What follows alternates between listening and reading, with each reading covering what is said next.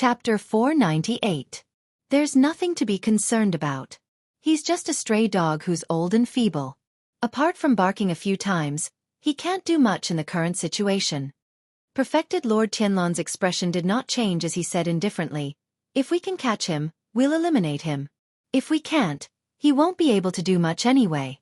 Why should we care about him?" Lu Chen did not say anything else. He just turned his head silently and looked at the boundless night outside. Then he raised his head and drank. Although Perfected Lord Tianlan's words to Lu Chen were very calm and relaxed, he was the boss. He could say whatever he wanted.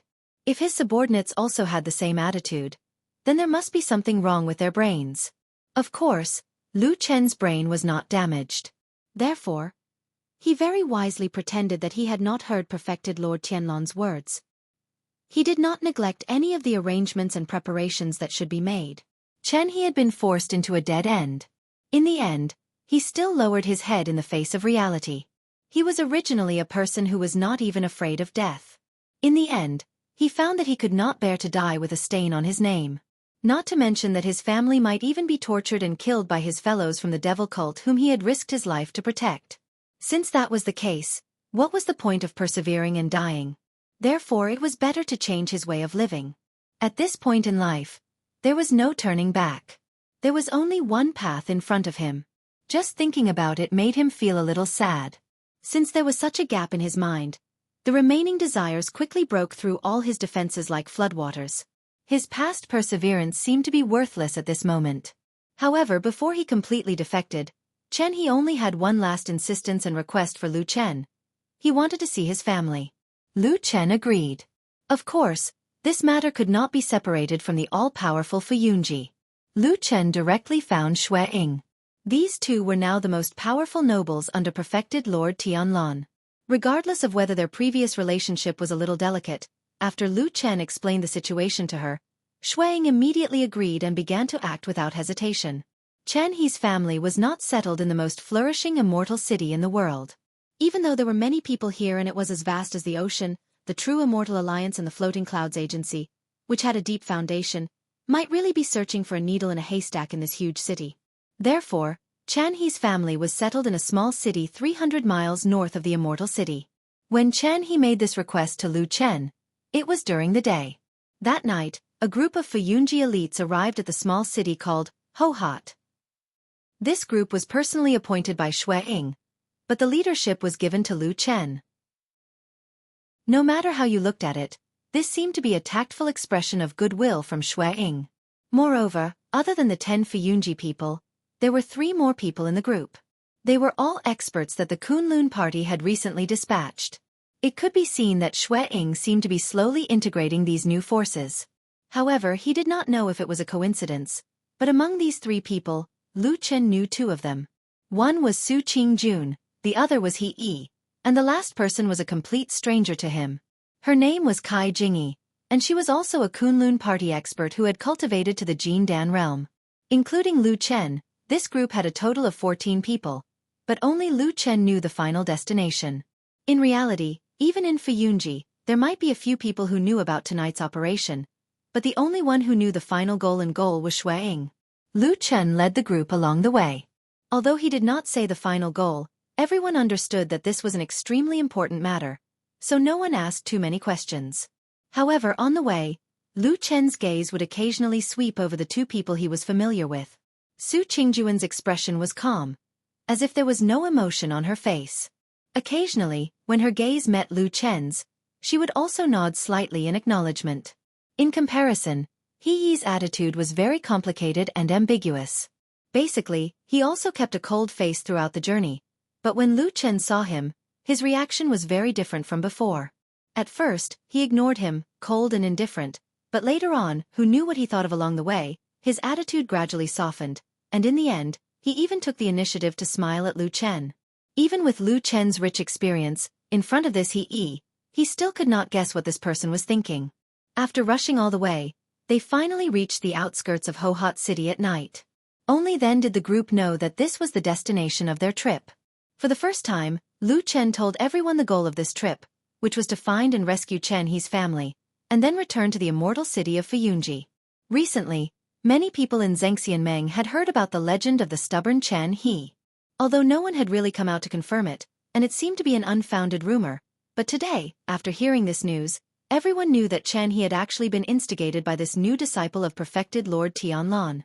The attitudes of the 10 people in Fuyunji immediately changed.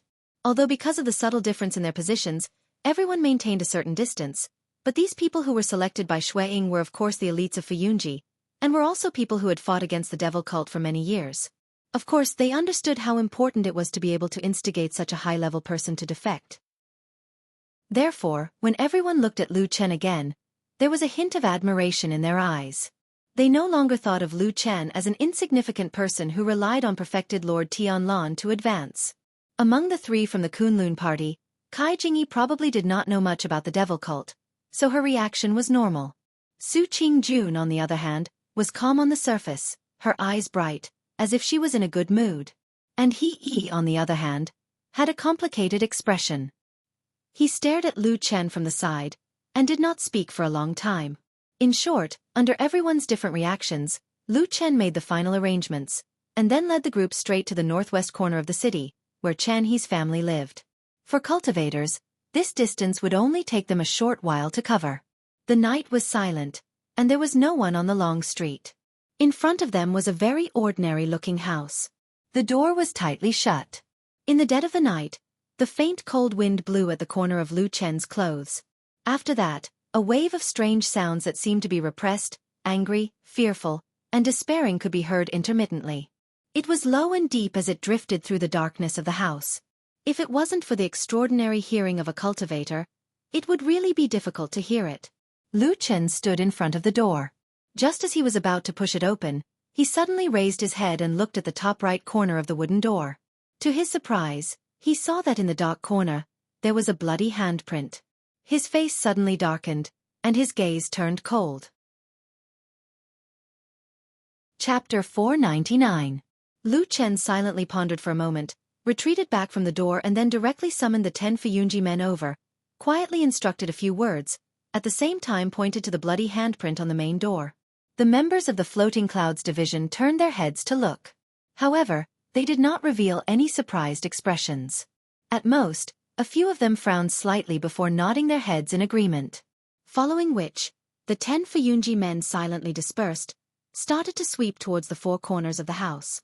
Looking at their direction, most likely very soon they would be able to surround the house tightly, almost not leaving any gaps. This was a very strange feeling. It looked like there were only 10 of them, but it felt like there were hundreds and thousands of them. Those who were not sent out by Lu Chen were the 3 Kunlun party men. Right now they were still standing behind Lu Chen. Towards Lu Chen's decision, the Fuyunji people did not express any objections. Among the 3 Kunlun people, Su Qingjun and He Yi did not speak. Instead that Kai Jingyi quietly spoke, indicating that he could also help. Lu Chen very simply replied to his question, indicated that this kind of encirclement and interception looked simple but was actually not easy. The Fuyunji people were all experienced. Tonight they would be the first to do it. As for the remaining 4 people including himself, of course they would not just stand there and watch, just based on their skills. The 4 of them were actually the strongest, therefore directly breaking the door, this kind of crude and simple but at the same time dangerous matter, was left to them. Hearing his words, Kai Jingyi also quietened down. It could be seen that although his skills were not bad, but tonight was the first time against the evil sect, he was somewhat excited and also somewhat nervous.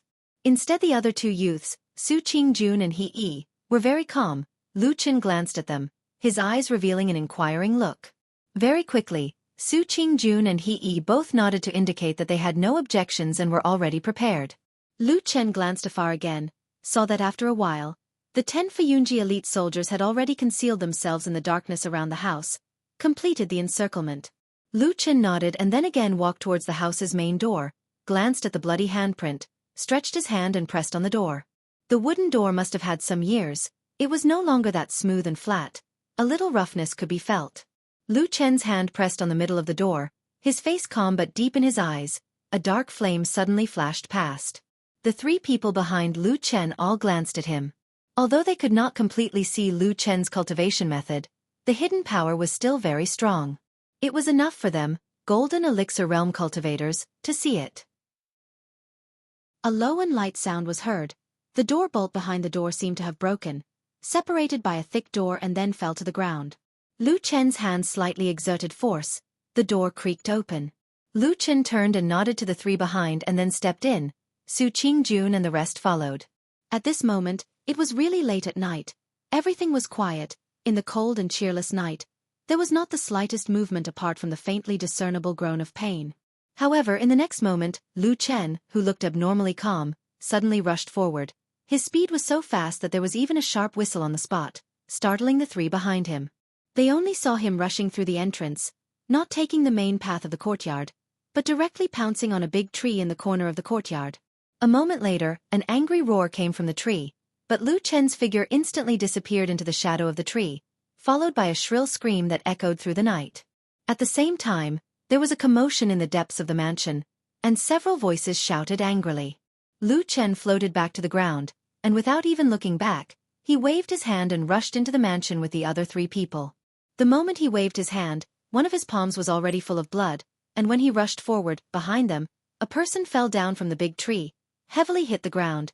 His body twisted and convulsed, blood flowed out from his body. It looked like he would not survive. Amidst the hubbub, Lu Chen and the rest rushed straight into the backyard and immediately smelled a strong stench of blood. Corpses started to appear on the ground, and at the same time, someone cried out in alarm and anger.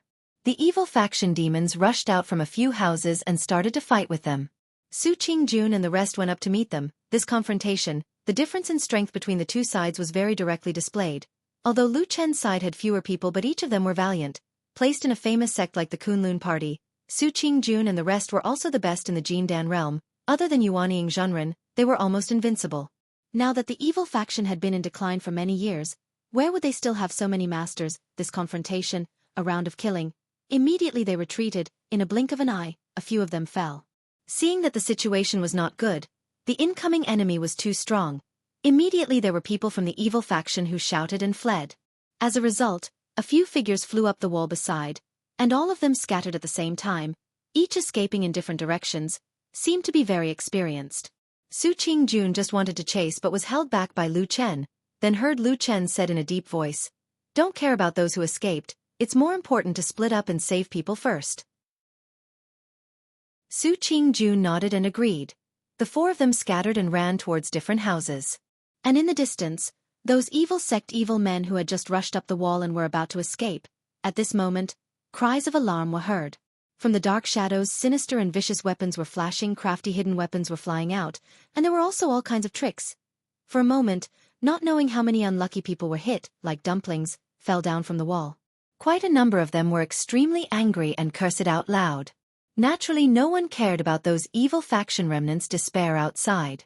In the house, Su Qingjun carried her long sword and searched all the way. She saw that there was no one in the two houses, but on the way, there were one or two corpses lying on the ground. Looking at the clothes, they seemed to be servant girls, and the state of their death was rather miserable. Her expression was not good. Suddenly she saw a glimmer of light flashed in a house ahead and immediately extinguished. Something strange seemed to be happening. Her expression changed, quietly leaned over, quietly waited at the door for a moment. Suddenly her body knocked open the door and directly rushed in.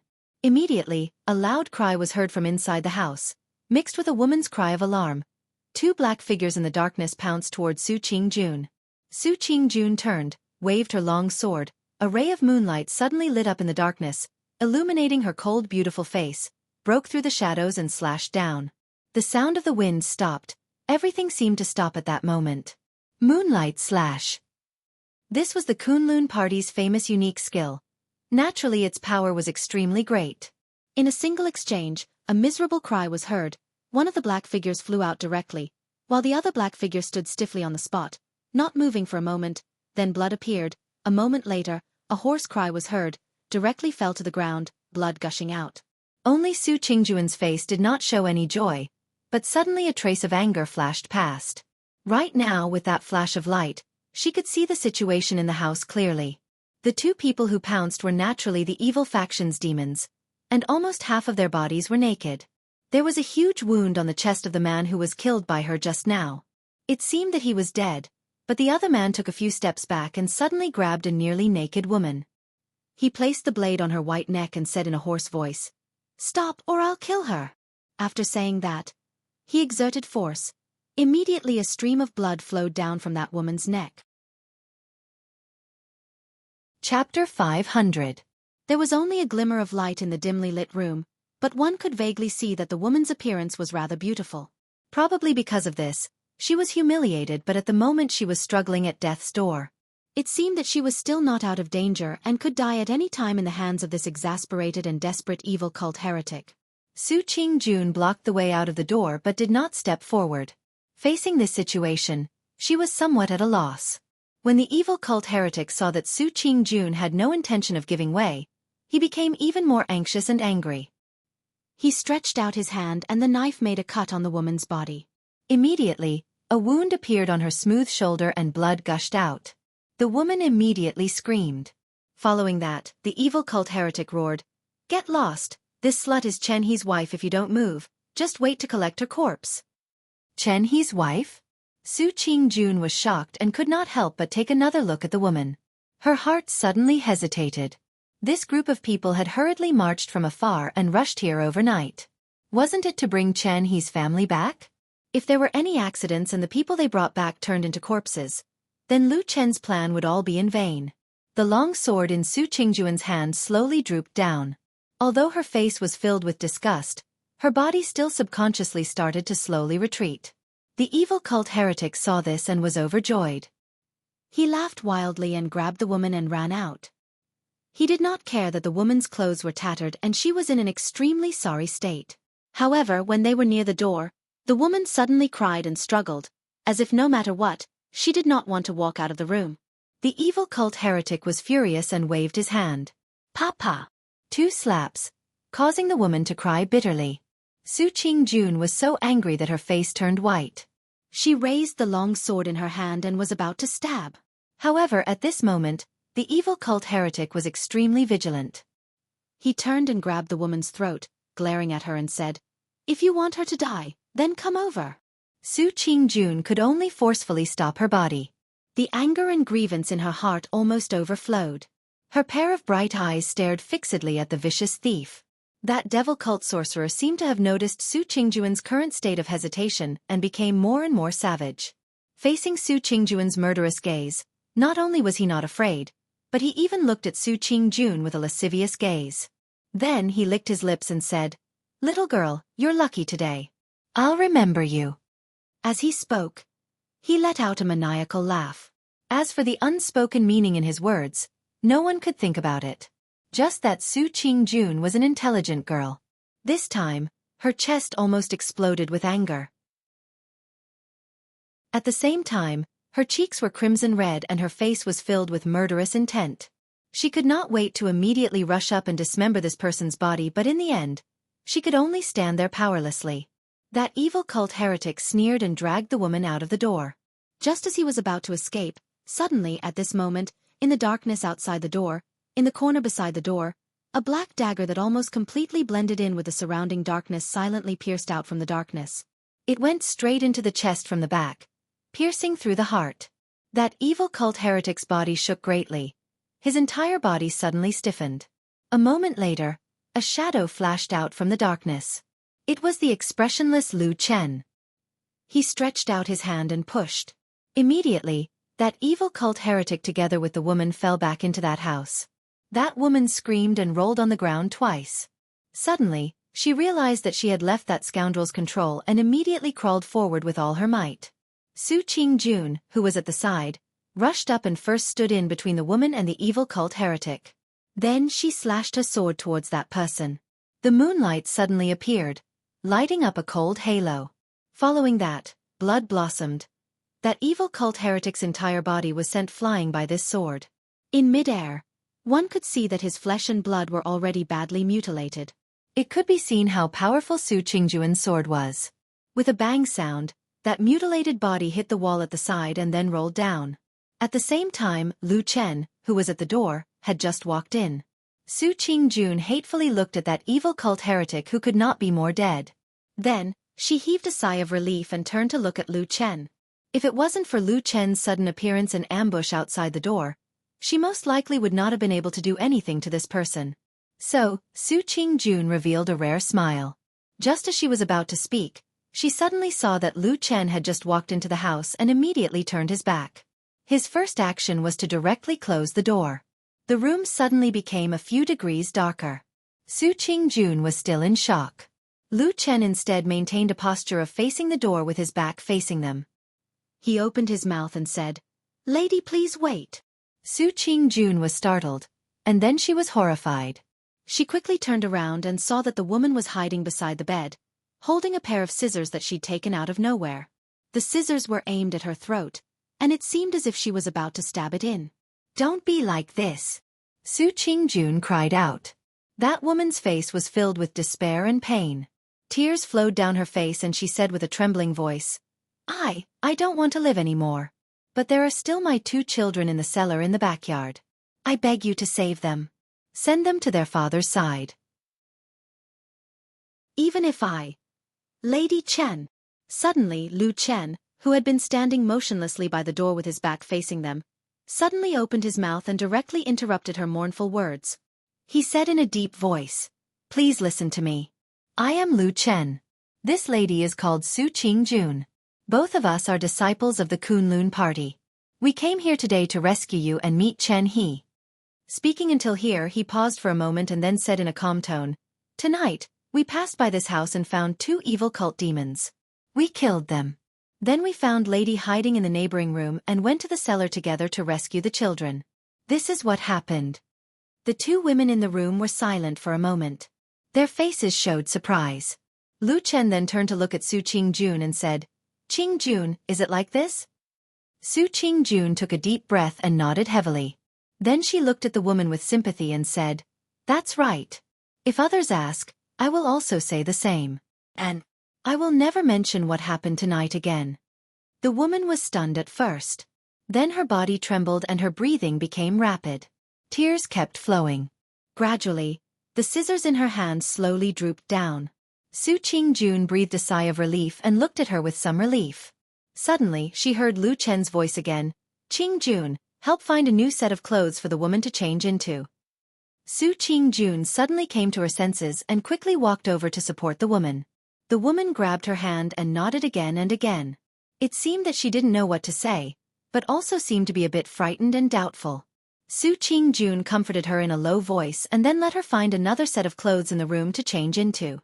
In this dark night, she and Lu Chen were willing and trying hard to cover up such a secret. But at this time, suddenly, there was a burst of footsteps in the corridor outside the door. A moment later, a voice sounded. It was He. He stopped in front of the door and knocked on it, saying, "Lu Chen, junior sister Su, I think I heard some commotion over here. Did something happen?" The room was silent for a moment.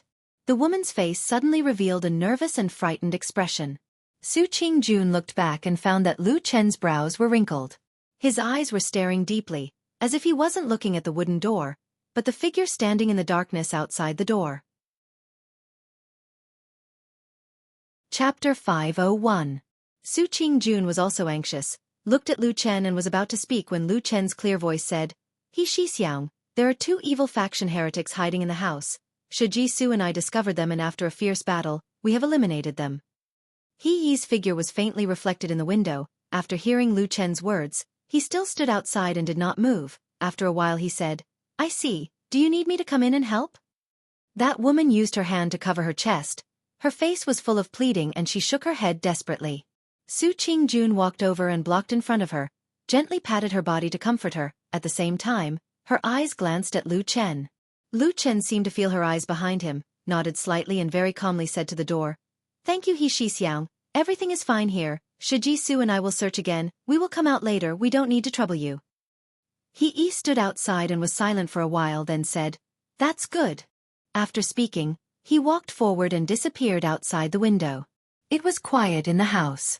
Outside the house, the sound of footsteps gradually fading away, mixed with some intense fighting and cursing sounds from further away. It should be the fight between those fleeing evil sect demons who were intercepted by the Fuyun Division's men.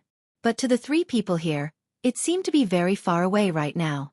When the footsteps finally disappeared, that woman's expression relaxed but she staggered and almost fell to the ground. Su Qingjun quickly hugged her, softly comforted her and then turned to speak to Lu Chen, but Lu Chen suddenly turned his head, put his hand on his mouth and made a "keep quiet" gesture. Su Qingjun was startled. Lu Chen slowly walked over. At the same time he said in a clear voice, Shiji Su, these two evil faction heretics' bodies, how do you think we should deal with them?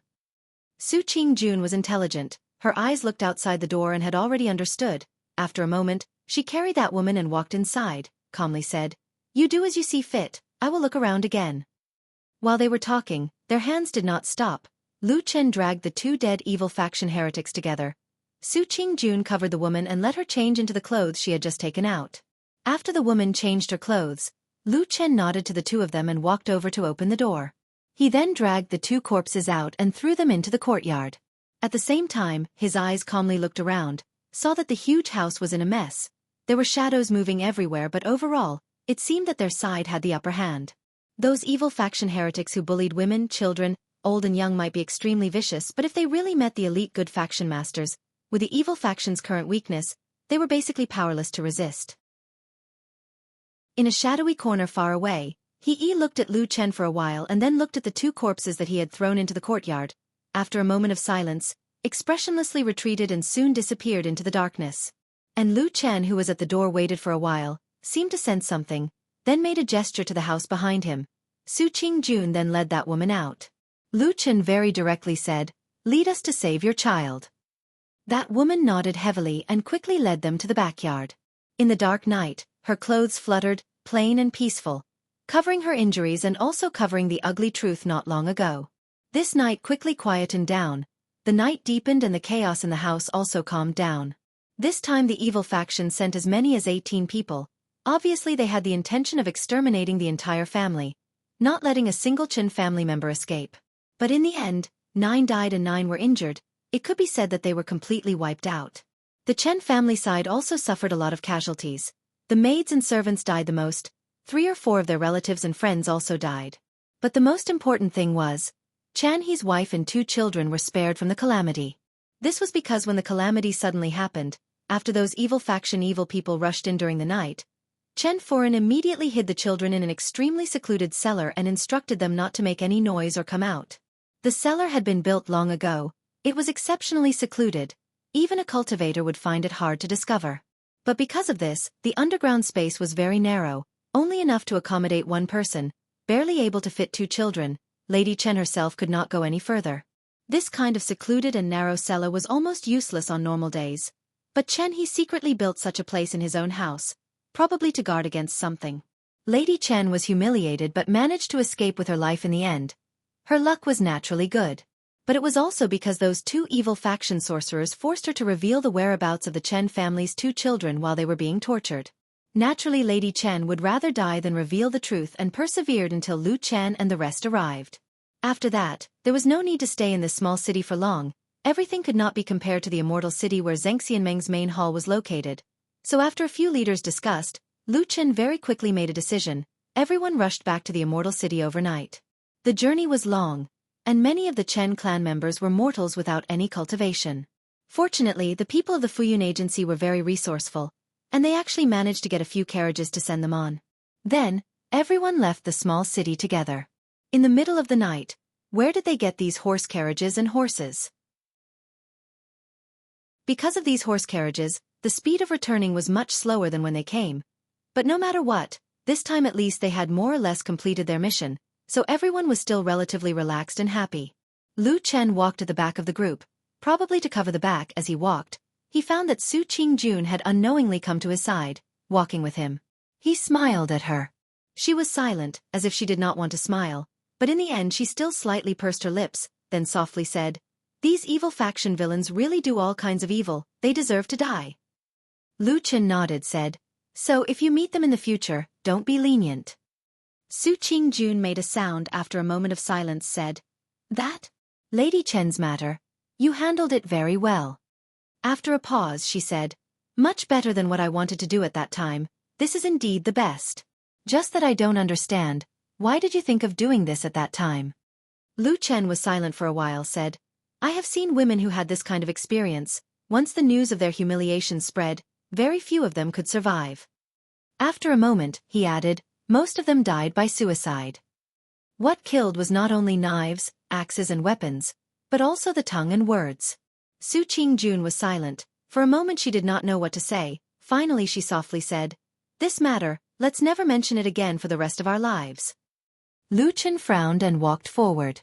Su Qingjuan's countenance suddenly changed, grabbed Lu Chen's arm, stood where she was and stared at this man's eyes, her face revealing nervousness and solemnity. She lowered her voice, using a voice that only she and Lu Chen could hear, said word by word, "Tell me, you did this good deed to save her." Lu Chen looked at Su Qingjuan's bright and clear as the bright moon eyes. After a moment, he slowly nodded and said, "I am." Su Qingjun heaved a long sigh of relief, slowly loosened her grip on his arm and then smiled sweetly. This was the first time in this dark night that she smiled happily. Chapter 502. There were no more accidents along the way. After daybreak, the group arrived at Immortal City and returned to Mount Tianlong. Mount Tianlong was where the headquarters of Zhengxianmeng was located. It was a place that had been in operation for hundreds and thousands of years. Naturally, it was the safest place in the world. There was no need to worry about people from the devil cult jumping out to kill them. They walked all the way to the main hall of Kunlun. Fu Yunji's people dispersed. The few leaders still had to report to Xue Ying. Su Qingjun and the other 3 people from Kunlun party had also completed their task. After a few words of discussion with Lu Chen, they also left. Before leaving, Lu Chen also deliberately glanced at Su Qingjun. He saw that this woman's expression was gentle. She should be in a good mood. When they entered the main hall, they brought the remaining relatives and friends of the Chen family to meet Chen He. Naturally, it was a scene of sorrow and joy. This time, they did not save all of the Chen family. In fact, before they arrived, many people had died. However, the silver lining in the misfortune was that Madame Chen and their 2 children were saved. Then they were escorted here safe and sound. Chen He and his wife and children hugged each other and cried. The scene was touching. Then, he looked at his relatives and friends. He found that a few of his closest relatives had passed away. Among them were his parents. At this time, he was angry and sad. He cried and bowed to the ground. Lu Chen watched from the side for a while. Then, he quietly left and walked to the main hall of Kunlun. There was already a jar of good wine in his hand. He leaned on the high doorsill and looked at the distant sky, drinking in big mouthfuls. Old Ma appeared outside the main hall.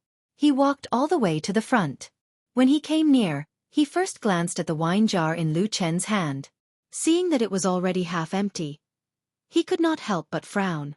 He said to Lu Chen, "I say, you have been drinking more and more recently. Too much wine is bad for your body."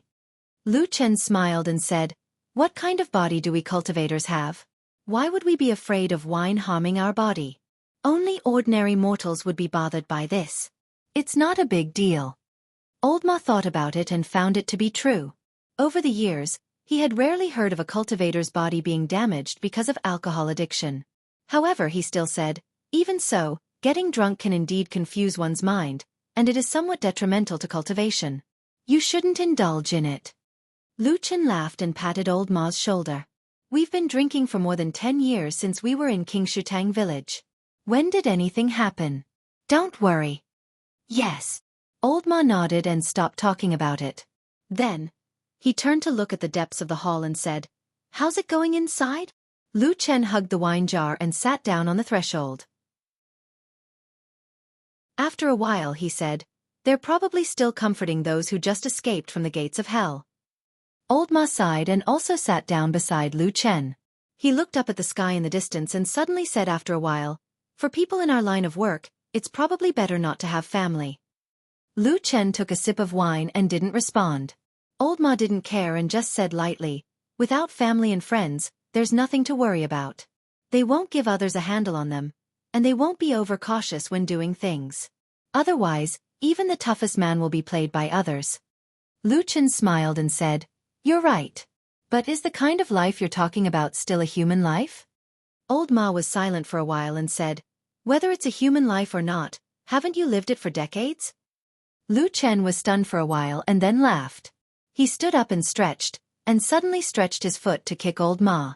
Old Ma smiled and stepped aside. Lu Chen shook his head. His face was calm, but his eyes were deep and no one could see any emotion in them. Old Ma stood with him for a while and then said, "I'll go back and have a look. Now that I've brought his family here, it's time to start doing something big." Lu Chen nodded, But when Old Ma took a few steps, he suddenly called out to him, "Old Ma." "Yes." Old Ma looked back at him. Lu Chen looked at him and said in a very calm tone, "When you were talking about living alone, you only said you to me, and not we as you often said when you were suffering in the village a few years ago." He looked at Old Ma with a faint smile and said, "Do you mean that you're different from me? Do you have any relatives or family?" Old Ma's face changed slightly, and then he laughed and scolded, "Bull*t. I've been a bachelor all my life, and it's all because of you." After saying that, he even spat and then walked away. Lu Chen smiled as he watched Old Ma's receding figure. After Old Ma's figure gradually disappeared, the smile on Lu Chen's face slowly disappeared. It became a little cold, with a hint of bitterness. He turned around and looked at the sky outside the main hall. The bright sky sprinkled on his body, and it seemed to make Lu Chen feel a little uncomfortable, and he slightly narrowed his eyes. He took a step back and stood behind the thick door of the main hall. There was a shadow on the other side, blocking the light, and his expression seemed to be a little relaxed. Then he thought for a while, picked up the wine jar, and took a big gulp of wine. Then he muttered to himself, "The person who is hated by gods and devils, I'm talking about you." If one stayed in the dark for too long, he would not be used to the light in the day. Or perhaps, he had long been used to the loneliness in the shadow, if he had never seen the warmth in the light. Like a lonely child who craved that warmth too much, he would subconsciously ask for it, to pursue it, and then forget the shadow behind him. He would unknowingly devour others. When dusk fell again, Chen He, who looked a little tired, followed Old Ma out. They walked all the way to the front of the Kunlun main hall, and found that Lu Chen did not seem to have the elegance of a perfected lord's successor at the moment. Instead, he sat directly on the ground behind the door, in the somewhat dim shadow, quietly sitting. Beside him, there were 2 empty wine jars. Chen He was stunned for a moment, and Old Ma frowned, a little worried. However, the next moment, when Lu Chen looked up at them, his unusually bright and sharp eyes still made their hearts tremble. After a moment, Chen He was the first to react. He took a step forward, bowed to Lu Chen, and said solemnly, "Thank you, young Master Lu, for saving my family, allowing them to escape from disaster. I dare not express my gratitude, but if there is any need in the future, I, Chen He, will definitely serve you with my life." Lu Chen stood up, held him up, patted him on the shoulder, and sighed again.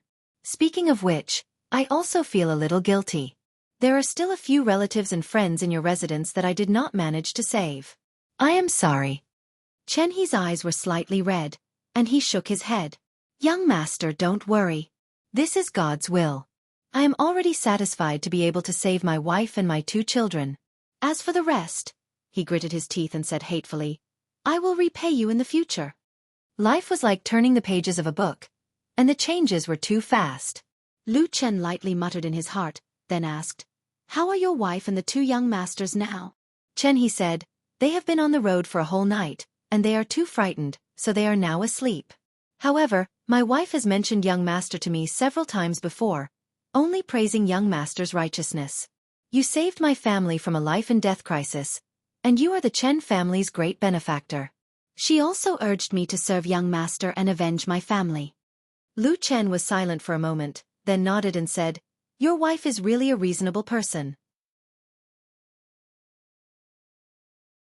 Chapter 503. In the huge underground city of the Immortal City, the day seemed to be similar to the past. Many cultivators in the starry hall of Zhengxianmeng were busy setting up. From afar, they looked like diligent ants, receiving orders and concentrating on completing their mission. The runes and talismans that were gradually taking shape from nothing seemed to be forming a huge formation. However, no one knew what it would be used for in the end. The strange blood moon in the sky was still floating in the air, emitting a blood-red light. However, it would occasionally tremble violently. The red light trembled and swept across the huge space. Perfected Lord Tianlan came to the underground maze again. As expected, he found Perfected Lord Gu Yu at the huge statue in the center of the city. After greeting him, Perfected Lord Tianlan sat down and looked at the blood moon above him. I looked at it for a while. Why do I feel that the blood moon is a little unstable? Perfected Lord Gu Yu glanced at him and nodded. You're right. Perfected Lord Tianlan raised his brow and revealed a smile. Does that mean that the day is coming soon? True Monarch Gu Yu shook her head, and after a moment of silence, she said, "This is really hard to say. The blood moon is a strange phenomenon of the heavens and earth. It has its own fiendish intent, it is hard to predict, and there are not many records of it in the ancient books. Even I am unable to calculate it right now. I can only ponder and probe here in hopes that I will be able to discover it a little earlier if there really is a change." As he spoke, he paused for a moment before continuing. "The blood moon is indeed a little unstable these few days, and its movements are slowly increasing. From what I can see, it's probably going to enter the turbulent period before it truly changes. However, I'm not sure how long this period will be." Perfected Lord Tianlong nodded. "That's what I should do. Anyway, it's been hard on you. We'll wait for this day to come." Gu Yu, true monarch, suddenly laughed and said, "From your tone, it seems like victory is already in your grasp. Although your cultivation is high and you're the strongest in the Immortal Alliance, you can't underestimate your enemy." Perfected Lord Tianlong chuckled. He didn't have any intention of being humble. "They're just some useless chickens and dogs. We'll act according to the plan. There's no reason we can't win." Perfected Lord Gu Yu laughed and pointed at him. He shook his head and didn't say anything else. After a while, he seemed to have thought of something and asked Perfected Lord Tianlong, "Oh right, how are your subordinates doing with the demonic cult? I heard that your new disciple is doing quite well." Perfected Lord Tianlong said indifferently, "What do you mean by doing well? It's just young people messing around." Perfected Lord Tianlong said indifferently, "What? It's just the young people messing around. As for the demonic cult, they're doomed. The Devil Sect and our true Immortal Alliance have been fighting for 1,000 years, but now they have declined to such an extent." As he spoke, he revealed a sorrowful look, probably thinking of the heyday of the evil sect. Comparing the two, he could not help but despise the current evil sect. Perfected Lord Tianlong flicked his sleeves, got up, and walked away. At the same time he said, "He's just a clown, not worth mentioning. You, on the other hand, are very important. If there are any major changes, remember to inform me as soon as possible." True Lord Gu Yu looked at his back and said, "Don't worry, I know what I'm doing." Seeing Perfected Lord Tianlong leave, Perfected Lord Gu Yu looked up at the blood moon in the sky and closed her eyes, looking like an old monk in meditation. However, in that strange blood-red light, his originally calm appearance seemed to have an extra hint of coldness and killing intent. In the great hall of Fuyunji, Xueying, Lu Chen, and Chen He sat in a quiet room. Aside from them, there was no one else. At this moment, Chen He's gaze swept across Xueying's enchanting, beautiful, yet dignified face. He sighed in his heart. The Floating Clouds Agency had been fighting against the devil cult for many years. As the leader of the Floating Clouds Agency, Xueying was naturally a great enemy of the devil cult. If there was an assassination list, this woman would at least be ranked in the top 3. The blood feud that once would turn hostile and fight to the death the moment they met was now sitting peacefully in this room. Even if they were not joking, it was clear that everyone's goal was the same. That was to get rid of the mysterious elder ghost of the demonic cult. The twists and turns of life were so strange that it was hard to predict. When Lu Chen turned his head to look at Chen He strangely, Chen He suddenly came to his senses and realized that he had been lost in thought just now. He nodded to the man and woman who held great power in front of him, then stretched out his finger and pointed at the map on the table in front of them. Elder Ghost's whereabouts are mysterious and he is naturally suspicious. He almost never meets with ordinary demonic cult members. Instead, every 5 to 7 years, he will train a messenger to take charge of the demonic cult in Immortal City. "Of course I am one of the messengers," Chen He said in a low voice. Lu Chen and Xueying looked at each other, a trace of excitement in their eyes. Chen He's position was indeed unique. After inciting this person, it could be said that they had the demonic cult's throat in their hands. Come to think of it, these few years the evil faction was too weak. The only person who could be on the stage was the mysterious elder ghost.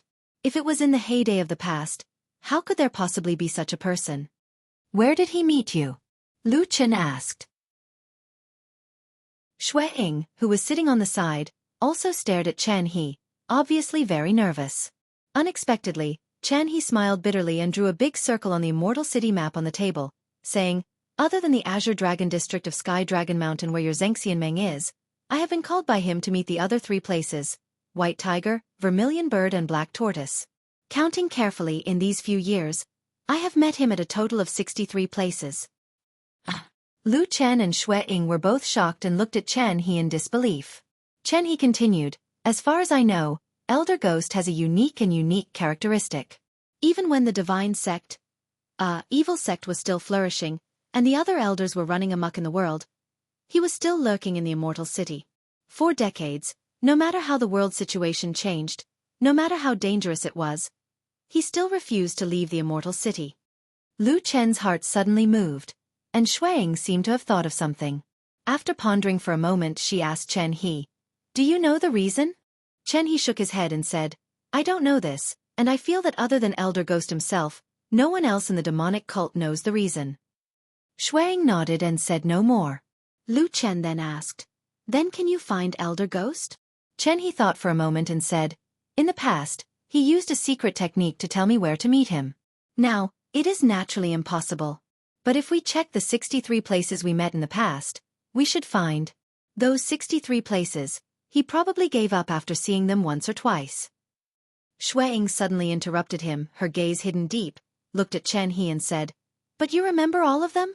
Chen He's expression did not change, and he said calmly, "I have a very good memory." Lu Chen smiled and said, "It's a good thing to have a good memory. Come, tell us how we can find that old turtle from these places." Chapter 504. In this world, the human heart was the most unpredictable thing. Most of the time, you would think that you already knew a person's character and behavior very well, but on a certain day, or when something unexpected happened, you would often see some other deeply hidden things that would shock you and make you feel incredulous. Or perhaps, there would be a feeling that the past did not seem real. This kind of thing happened to many people. Some people revealed it, and some people might not have the opportunity to do so in their entire lives.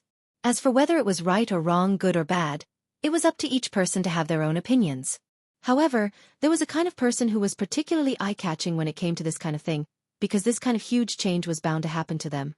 They were patient, tenacious, lurking, and even wearing masks, living a familiar life. But one day, they suddenly threw away their masks, tore off their disguise, and revealed their true colors. Then, they caused pain and shock to everyone around them. This kind of person had a dark and mysterious codename in Zhengxianmeng and Fuyunji, called the Shadow. And in the secular world, there was a more common and vulgar and contemptuous name, called the Traitor. Until now, Lu Chen and the others had already discovered that Chen He was a very complicated person. He could be loyal to the so-called God sect and would rather die than submit, but he could also turn hostile and ruthless in the blink of an eye. Moreover, Chen He did not think that he was a traitor. He had his own opinion on this kind of thing. He felt that what Lu Chen had done in the past was a traitor, and he himself had been forced to make this choice when he was at the end of his rope. He felt that he did not disappoint the world or the earth. After all, he had suffered so much for the God sect, but he was still loyal and unyielding. However, those who he had repaid with his life had repaid him by harming his family. This was intolerable. He had no choice but to rely on Zhengxianmeng and Fuyunji. It was all those bastards' fault. Of course, the man named Lu Chen had done a lot of things during this period, and his methods were not honorable. However, Chen He was very smart and did not hold a grudge against him. He was the only descendant of the famous Lord Tianlan, and also a new noble in Zhengxianmeng. He was an important person who held great power, including the life and death of his whole family. For such a person, he only needed to serve him loyally. It was useless to think about dissatisfaction and resentment. Moreover, his wife had said many good things about Lu Chen. In short, after Chen He put down the knot in his heart and relied on Zhengxianmeng, he immediately became a person who could adapt to circumstances. Since he had already decided to rely on Lu Chen, he quickly began to show his ability in front of Lu Chen. He began to lead Lu Chen, Xue Ying and Fuyunji's men to hunt down the remaining evil sect members and the remaining well-hidden spies in the huge immortal city. Yes, even after experiencing so many storms, there were still remnants of the devil sect in the immortal city. This sect that had been passed down for thousands of years still had a deep foundation, and there were still people secretly lurking in the shadows that no one knew about. However, Chen He was not an ordinary follower of the evil sect. His identity was extremely special. He was a messenger that was recently groomed by Elder Ghost. In the immortal city, he had a status that was second only to one and above tens of thousands. In other words, he knew far more secrets about the evil sect than most people. And this time, Chen He seemed to have gone all out. Once he turned hostile, he was even more ruthless than the people of Fuyunji. He mercilessly killed his former comrades, with an attitude of not leaving a single blade of grass behind. Thus, in the Immortal City, Fuyunji stirred up another reign of terror. That year, the number of people killed by Fuyunji in the Immortal City was said to be unprecedented. Although it was not as exaggerated as a bloodbath, but many people in many places could smell the thick stench of blood. Then, in broad daylight, they saw some ordinary people being dragged out of their homes. Some were beaten up, some were killed on the streets. Then, to the onlookers who looked at each other in shock, they loudly announced that these were the remnants of the evil sect. To show his loyalty, Chen He took the lead in front of Lu Chen and Xue Ying, and even personally killed 5 to 6 people. He was very heavy-handed and his methods were very fierce. He looked as if he was afraid that others would think that he did not hate the evil sect's sorcerers. Lu Chen and old Ma had been doing these things for the past few days. They had seen all of Chen He's methods. Most of the time, the two of them did not make a move.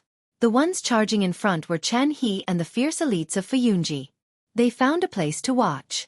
Old Ma said to Lu Chen in a low voice, "Why do I feel that there is something wrong with this person's heart?" Lu Chen looked forward. His expression did not change. He also lowered his voice and said, "Don't talk nonsense. He is doing things for us." Old Ma sneered and shook his head. "I heard that he still thinks that he has a clear conscience?" Lu Chen glanced at him and frowned. "Come on, Chen He has only chosen his own path. Naturally, he has to walk on this path. What's so strange about that?" Old Ma snorted and did not say more about these things. He changed the topic and asked, "Isn't the most important thing now to catch that old tortoise? Why do we keep catching these small fries?" Lu Chen said, "First, these are not small fries. They have hidden themselves so deeply. If it wasn't for Chen He, it would be almost impossible for us to dig them out. And after these people are dug out, the situation that the evil sect has been operating in the Immortal City for many years will almost completely collapse. This is very important. Secondly, Elder Ghost is cunning and suspicious. But no matter how he hides his tracks, he is like a mouse. He will always have a territory network. We are cutting off the blocked passages one by one. As long as that old tortoise still insists on not leaving the Immortal City, if this goes on, there will soon be a day where he has nowhere to escape to." Old Ma nodded. He did not seem to have much of an objection to Lu Chen's deduction. But after a moment, he suddenly asked curiously, "Say, why do you think that old tortoise Elder Ghost has been refusing to leave the Immortal City for so many years?" Lu Chen's eyes flashed slightly and said, "There should be some secret in this big city that attracts him." The two of them looked at each other. After a moment, they suddenly looked down at their feet at the same time. The ground was thick and flat. It extended all the way into the distance. Screams sounded in front of them. Blood splattered everywhere. Fresh blood flowed out from the dead bodies, staining the ground red and seeping into the soil. In the depths of the underground labyrinth, the blood moon flickered a few times. It seemed to be a little unstable. But it soon calmed down again. It emitted a strange blood-red light, shining on the empty and strange city below. After staying here for a few days, Supreme Guyu left today. After all, in the light of the blood moon, it had a lot of bad effects on the cultivators. He needed to take a break for a while. He, a spirit-severing perfected lord, was already like this. The other cultivators of the Starry Hall were naturally affected even more. So after many days, there were much fewer people busy here. At a glance, in the city in the bloodlight, there were probably less than 20 Starry Hall cultivators working. Compared to this huge city, the number of people was really pitiful. It could be said that there were almost none. It was also under such circumstances, in a quiet house not far from the statue in the center of the city, in a well that had long dried up in the backyard, a light patter suddenly sounded. After a moment, at the bottom of the dark well, a secret door made of a large piece of stone slowly opened. Chapter 505. The mechanism of the secret door was very intricately made. The stone used to make the secret door was not light, but when it was moved, it was almost silent. No one knew which skilled craftsman made it. The dry well was very deep, narrow at the top and wide at the bottom. Looking up from the bottom of the well, there seemed to be only a narrow sky. The sky was still blood-red. The bright red light of the blood moon could not reach the bottom of the deep dry well, so it was shrouded in darkness. When a dark figure slowly walked out of the darkness, he looked like a ghost. There was a faint light in the darkness. When the figure slowly raised his head, he found that the light was actually a strange fluorescence emitted from his eyes. He raised his head and looked at the small hole high up, as if he was thinking about something. With the help of the weak light, one could vaguely see that the mysterious figure's face was covered with a sinister and strange mask. The next moment, the light suddenly disappeared. The figure stood in the darkness, motionless, like a piece of rotten wood that had been standing there for many years, lifeless. After a while, on the high ground, there was a sudden sound of light footsteps. Then, it seemed that there were two people talking and walking over from not far away. No one approached the lifeless, ordinary, dry well. They did not even take a second look at it. When the footsteps gradually disappeared, the mysterious masked man in the darkness slowly opened his eyes again. The strange fluorescence appeared in the darkness again. He looked coldly at the hole leading to the outside, as if he was deep in thought. "How have you been doing recently?" Supreme Tianlong looked at Lu Chen and asked. At this moment, in the quiet hall of Kunlun, Supreme Tianlong and Lu Chen sat opposite each other. There was no one else around, and both of them were very relaxed. Leaning against the originally solemn lotus throne, Lu Chen held a wine jar in his hand and drank from it from time to time. After hearing Tianlong's words, Lu Chen put down the wine jar in his hand and said, "It's not bad. After Chen he defected to us, he led us to dig out many spies of the evil cult. Except for Elder Ghost, we have basically wiped out the evil cult's forces in Immortal City." As he said that, he paused for a moment before continuing. "Also, during this period of time, the cooperation with the Floating Clouds Company has been going well. However, it won't be that fast. After all, they are all proud soldiers that you personally trained. It won't be that easy for them to submit to you. Anyway, let's wait for a few more days. They are probably slowly accepting me." Supreme Tianlong nodded, looking quite satisfied, and said, "You did better than I thought. It seems that my judgment is not bad. At least I didn't misjudge you all these years." Lu Chen clicked his tongue twice, raised his head, and took a big gulp of wine. After swallowing it, he said leisurely, "Actually, it's all thanks to you that I have a backer. When I have nothing to do, I will use you to boost my courage and pressure others. From time to time, I will remind the people of the Floating Clouds Agency that I have you backing me. I am also your only disciple, the future successor of the Foundation. If they don't cooperate with me or don't listen to my orders, I will immediately come back to complain. So they are probably still afraid of you, so they have no choice but to obey me like this." Supreme Tianlong was startled for a while. Then he laughed and slapped his knee. He said with a smile, "Kid, you are indeed black-hearted and thick-skinned. Won't you anger Shui Ying and the others to death by doing this?" Lu Chen said, "That won't happen. I have always respected Hall Master Shui Ying and rarely use my power to bully people. I always discuss things calmly. It's only because her subordinates are used to being arrogant that I use this method." Supreme Tianlong smiled and seemed to be in a good mood. He pointed at Lu Chen and said with a smile, "You are probably the only person in the world who dares to do this. How did those people react after you used your power to bully them?" Lu Chen thought for a while and couldn't help but laugh. He said, "Probably disgusted but have no choice but to give in. It's quite fun." As he said this, he looked at Supreme Tianlong and said, "What's wrong? Do you think there's a problem with this method? If you really think it's inappropriate, then I won't use it in the future." Supreme Tianlong rolled his eyes and said, "Use it, continue using it for me. As long as it's effective, use it." Lu Chen seemed to have expected him to say that, so he was not surprised. He just smiled and raised the wine jar to perfected Lord Tianlong to show his respect and gratitude. Then, he continued to drink. True Lord Tianlong didn't care that his disciple had no scruples in front of him. He continued, "If you really follow the rules of this old man's foundation, just like the disciples of the Kunlun sect, who are so serious that they look like saints, it would be strange if you can do anything well in this old man's foundation. Even if I pass the foundation to you in the future, it will probably fail in a few years at most." Lu Chen coughed and reminded Supreme Tianlong, "Don't forget, you are the Grand Emperor and old ancestor of the Kunlun party. Watch your words." Supreme Tianlong glared at him and said, "Bullshasterisk T, I've been cultivating and fighting for my entire life. Can't I even say something now? Lu Chen was speechless. After a while he waved his hand and said helplessly, All right, all right, all right. You're a soul formation perfected lord. You're amazing. You can indeed say whatever you want. Perfected Lord Tianlong chuckled. Of course, there was no real anger in his eyes when he looked at Lu Chen. Instead, there was a hint of admiration and gratification. Kid, work hard. I have high hopes for you.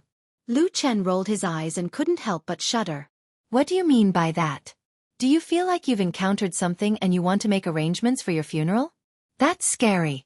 Perfected Lord Tianlong laughed out loud with an extremely carefree expression. He then said proudly, Who in the world can go against me? Lu Chen also laughed and looked at the damn baldy with a strange gaze. After a while he sighed and said, I say, I've been drinking all day today. Why do I feel like you're a little drunk? I'm happy that I have a great future ahead of me. Supreme Tianlong said, But now, it seems like you're the only one I can chat with in the world. It's the right decision to take you in as my disciple. We've barely seen each other in the past 10 years.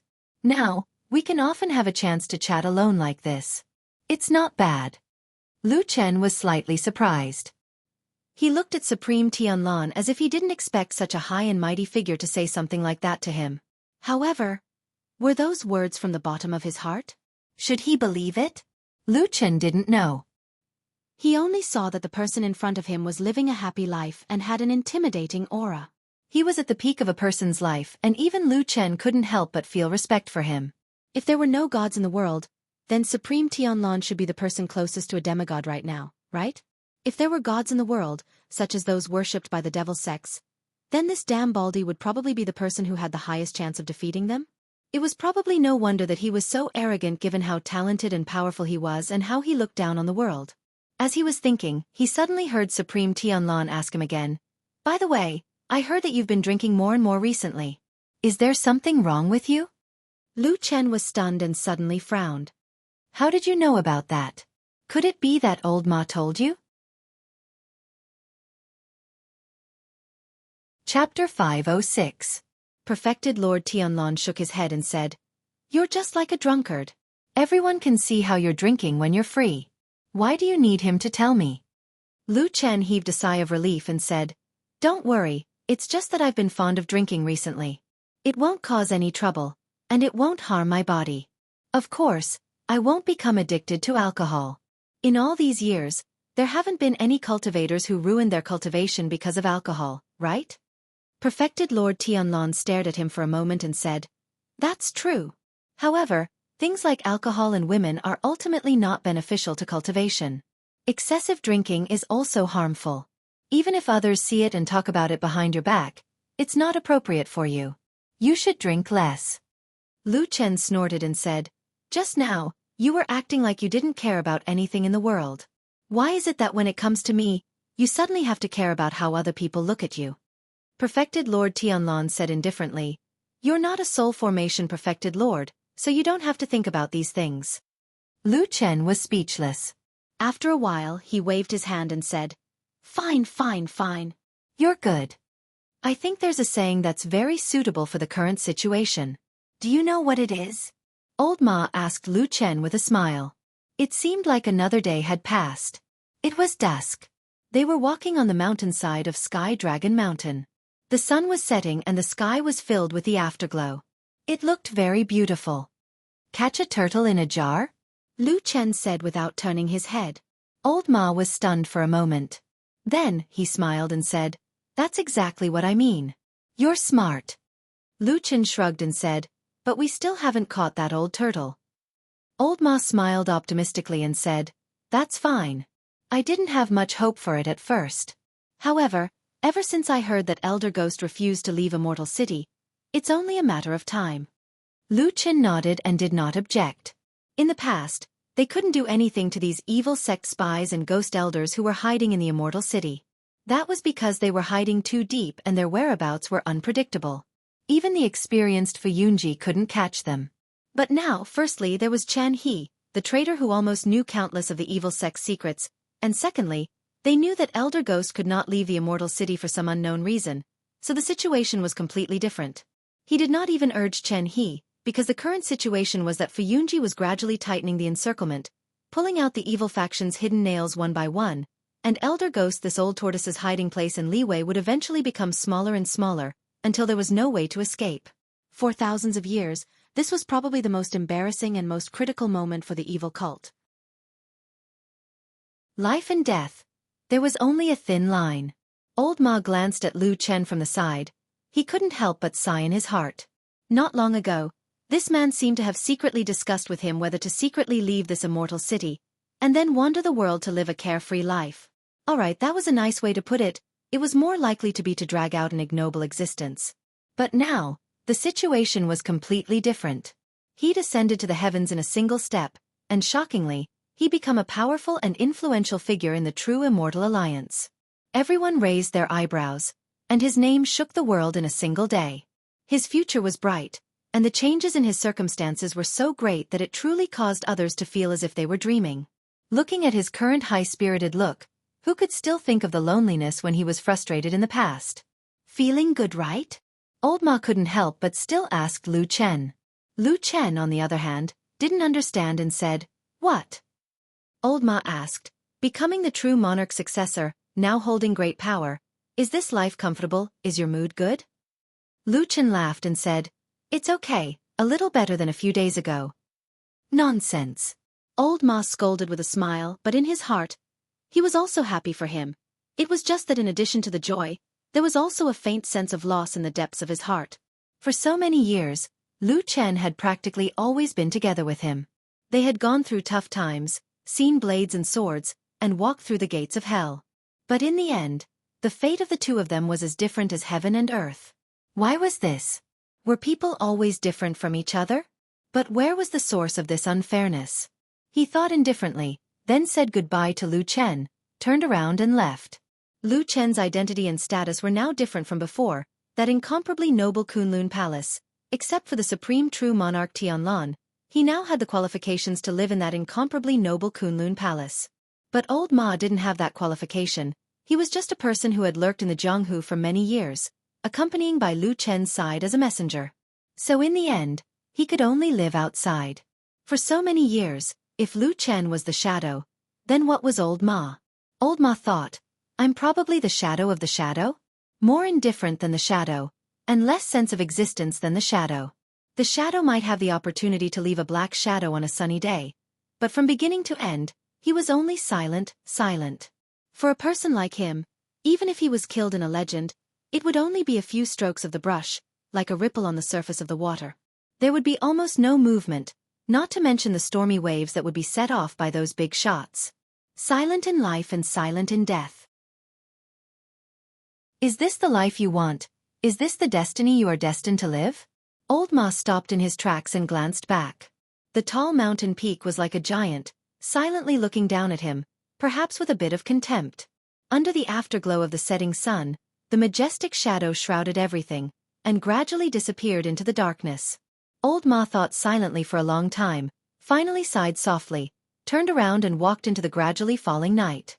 Is there anyone in this world at this time who will still be dead set on following the Devil Sect, or even join the Devil Sect? Almost at the same time, in that room on Tianlong Mountain, White Lotus sat on the bed and asked Su Qingjun this question. Su Qingjun laughed in spite of herself and said, "Of course there won't be. Even if there is, it would be a madman or a fool." White Lotus shrugged her shoulders and did not say anything, but Su Qingjun suddenly made a sound of surprise and looked up and down at this young girl. White Lotus felt a little strange being looked at by her, said, "Everything is fine. Why are you suddenly looking at me like this?" Su Qingjun smiled and said, "Probably because you have been with Lu Chen for a long time, I feel that some of your actions are very similar to him." White Lotus was startled for a moment, then sneered and said, "Nonsense, how can I be like him?" Su Qingjun also felt that it was not possible, laughed, walked to White Lotus and sat down, stretched out her hand and gently stroked her soft hair. This action was intimate and gentle. White Lotus did not have any intention to resist or avoid. It seemed that during this period of time, the relationship between these two girls had become very close. After a while, Su Qingjun softly asked, "Your injury is considered to be almost healed. Why are you still not willing to let me tell Lu Chen?" White Lotus suddenly felt nervous, looked at her and said, "Don't tell me you have already told him?" Su Qingjun shook her head and said, "Not yet, you little girl. 2 days ago you even threatened me, saying that if I say that your injury is healed, you will immediately stab yourself a few more times and make your injury worse. You have already said such words. How can I dare to say it?" White Lotus forced a smile, looking a little embarrassed, then sighed and said, "I really have something difficult to say. Can you help me hide it for a few more days?" Su Qingjun nodded, then immediately frowned and said, "What are you afraid of? Don't tell me Lu Chen is really behind my back, threatening you in any way, or—" White Lotus immediately shook her head and said, "Oh, that is not, Suddenly, White Lotus's words were abruptly cut off. The pair of eyes that had been calm and clean for a long time lit up a bit. She looked at Su Qingjun's beautiful face, suddenly revealing a trace of a strange smile. Su Qingjun was surprised and said, "What's wrong?" White Lotus was silent for a moment, then slightly smiled and said softly, "If I say Lu Chen really has bad intentions towards me, and even has the guts to do it, would you believe me?" "What?" Su Qingjun lost her voice, her complexion changed, and suddenly stood up.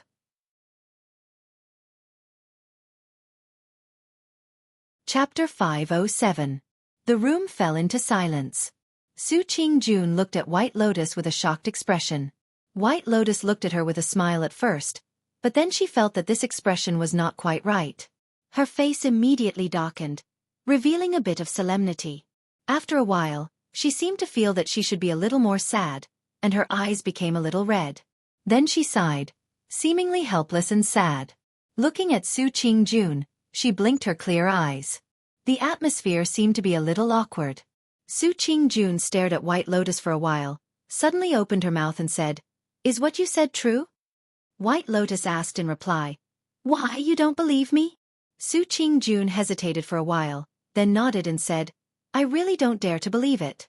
I don't think Lu Chen is this kind of person." White Lotus sneered and said, "It sounds like you know him very well. Then tell me, what kind of person is he? Why don't you believe that he would do such a thing?" Su Qingjun frowned and looked at White Lotus. After a moment of silence she said, "I feel that your expression is also strange. According to what you said before, if Lu Chen really did harm your body, shouldn't you look sad and in pain now? Why do you still look as if nothing happened?" White Lotus paused for a moment, then sighed softly. Her face revealed a somewhat bitter smile. She used her hand to lightly press on her heart and said to Su Qingjun, "How can I casually say these things to my face? Even if I do, I will hide it in my heart. It's only you who have such a good relationship with me these days. You can be considered as the first friend that I can confide in. That's why I can't help but tell you." Su Qingjun ignored her explanation. She just frowned and said, "But you don't look sad. Even after you were injured these days, you look good and in a good mood." White Lotus slightly lowered her eyes, then gritted her teeth as if she had made up her mind and said, "Since it has come to this, I will tell you directly." "Ha!" Su Qingjun was startled and said, "Is there anything else you haven't told me?" "I actually like him in my heart." White Lotus clenched her fist and said loudly as if she was announcing to the whole world. Of course, in front of her. There was only Su Qingjun in front of her. Su Qingjun was obviously shocked again. It seemed that she suddenly completely did not recognize the girl in front of her. She stammered and said, What did you say?" "But, just now, didn't you complain to me that Lu Chen did bad things to you?" White Lotus snorted and her elegant and pure face revealed a bit of sadness. She said, "Yes, that's the truth. But I quickly discovered that I actually really like him. Even if he did such a thing to me that was worse than a beast, I still like him. So, I am willing to be with him." She glanced at Su Qingjun and said with a more and more certain tone, "Yes, when we didn't go up the mountain for a period of time, we lived together in the White Tiger District's Shima Bridge at the foot of the mountain." It was probably the first time that Su Qingjun had seen such a girl in her life. After hearing such words, the astonished expression on her face had not calmed even now. Perhaps, the experience and etiquette that she had learned since she was young had been shattered by the girl in front of her in this instant. But Su Qingjun was after all not that kind of simple-minded woman with big breasts and no brains. After a while, her expression gradually calmed down. It seemed that she had already sensed something. She looked at White Lotus with even more suspicion and said, "That's not right. What you've said, I still feel that there are many parts that are unreliable." White Lotus looked at her with interest and said, "From what you've said, I think that in your heart, you probably believe in Lu Chen a bit more than you believe in me?" Her smile suddenly flashed with a trace of hidden malice. She said softly, "Don't forget back then, what did he do to you and to your family? He is not a good person." White Lotus continued to speak in a resolute tone to Su Qingjun. Su Qingjun was silent. After a while she opened her mouth and said calmly, "You're right. Lu Chen, he shouldn't be counted as the kind of good person that we're talking about. But I still feel that he wouldn't do such a thing." White Lotus sneered and said, "You don't need to speak up for him. That person, Lu Chen, in the past, mingled in the outside world that you and I don't know. To put it bluntly, there are many things that you don't know about him. You don't understand him at all. When he went on a killing spree, could you have thought of it?" As she said that, she emphasized again, "And as I said, although he used force in the beginning, I later liked him willingly, so I got together with him." Su Qingjun just shook her head. Her eyes became clear and firm. She said lightly, "No, you're just a child. He can't possibly like you." White Lotus looked at Su Qingjun's expression and felt uncomfortable in her heart. She felt like her teeth were itching. After hearing this, White Lotus suddenly froze.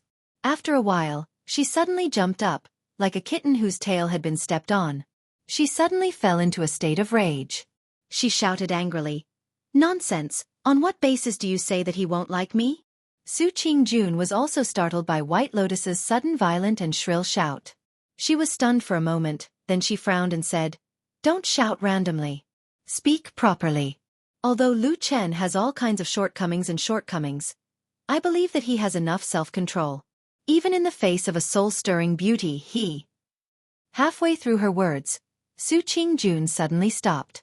She didn't know why, but her cheeks blushed for no reason. She seemed to have thought of something, but she quickly returned to normal. However, there was still a hint of hidden bitterness in her expression. She sighed softly and said, "He won't have bad intentions towards a little girl like you. Why do you have to slander his reputation?" White Lotus slapped the table and stood up. She seemed to be very angry and said, "What do you mean by this? Are you saying that I'm not good enough and not qualified to seduce him?" Su Qingjun was stunned for a moment. She suddenly became speechless. After a moment she said with a bitter smile, "I say, on this matter, aren't we getting further and further away from each other? Where are we going?" White Lotus was still unconvinced. She nimbly jumped off the bed and stood in front of Su Qingjun.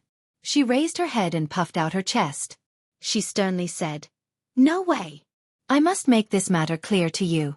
Look at my face." As she spoke, she used her finger to point at her cheeks, and then she touched her body and said, "Look at my figure again. This chest, this waist, these legs, this figure, aren't they better than 90% of the women in the world? What right do you have to say that I'm not good enough?" Su Qingjun looked at her for a long time. She suddenly laughed. Her expression became gentle. She stretched out her hand and gently hugged White Lotus. White Lotus struggled for a moment. She seemed to be unwilling. But in the end, she didn't leave. Su Qingjun said with some emotion, "Listen to me. You're at your best now. Your future is bound to be limitless. Why do you have to pour dirty water on yourself? This world is a lot more difficult than we think." If these words were accidentally spread, Lu Chen would naturally be a bit embarrassed, but he wouldn't necessarily lose all of his power. In fact, there might even be some people who would envy him. On the contrary, it's only us women. Those disgusting and vicious words will entangle you and follow you for a lifetime. "There's no need," Su Qingjun said softly. "Even if you hate Lu Chen, there's no need to do this." White Lotus was silent. She seemed to be moved by Su Qingjun's kind and gentle words. Perhaps, this was the first time in many years that she felt a strange warmth. After a while she said, "Well, to be honest, those words just now were not true." Su Qingjun breathed a sigh of relief and smiled sweetly. White Lotus said again, "I don't hate Lu Chen. But I want to tell you one thing. This person must have a lot of secrets. You might be able to guess that he didn't fool around with me. But what about before? How did he spend the past 10 years? Did he sleep with other women? Or did he sleep with more than one woman? Did he sleep with 5, 10, or even more women? As she spoke, her face gradually looked cold. Even her voice became a little cold. You're good to me, so I'll tell you the truth, even if these words are not pleasant to hear. Before you believe him, before you like him, think about these things first. With that, White Lotus lightly pushed Su Qingjun's hand away and turned to walk to the side. Su Qingjun was stunned at this moment. She stood there in a daze. Her face gradually became a little pale.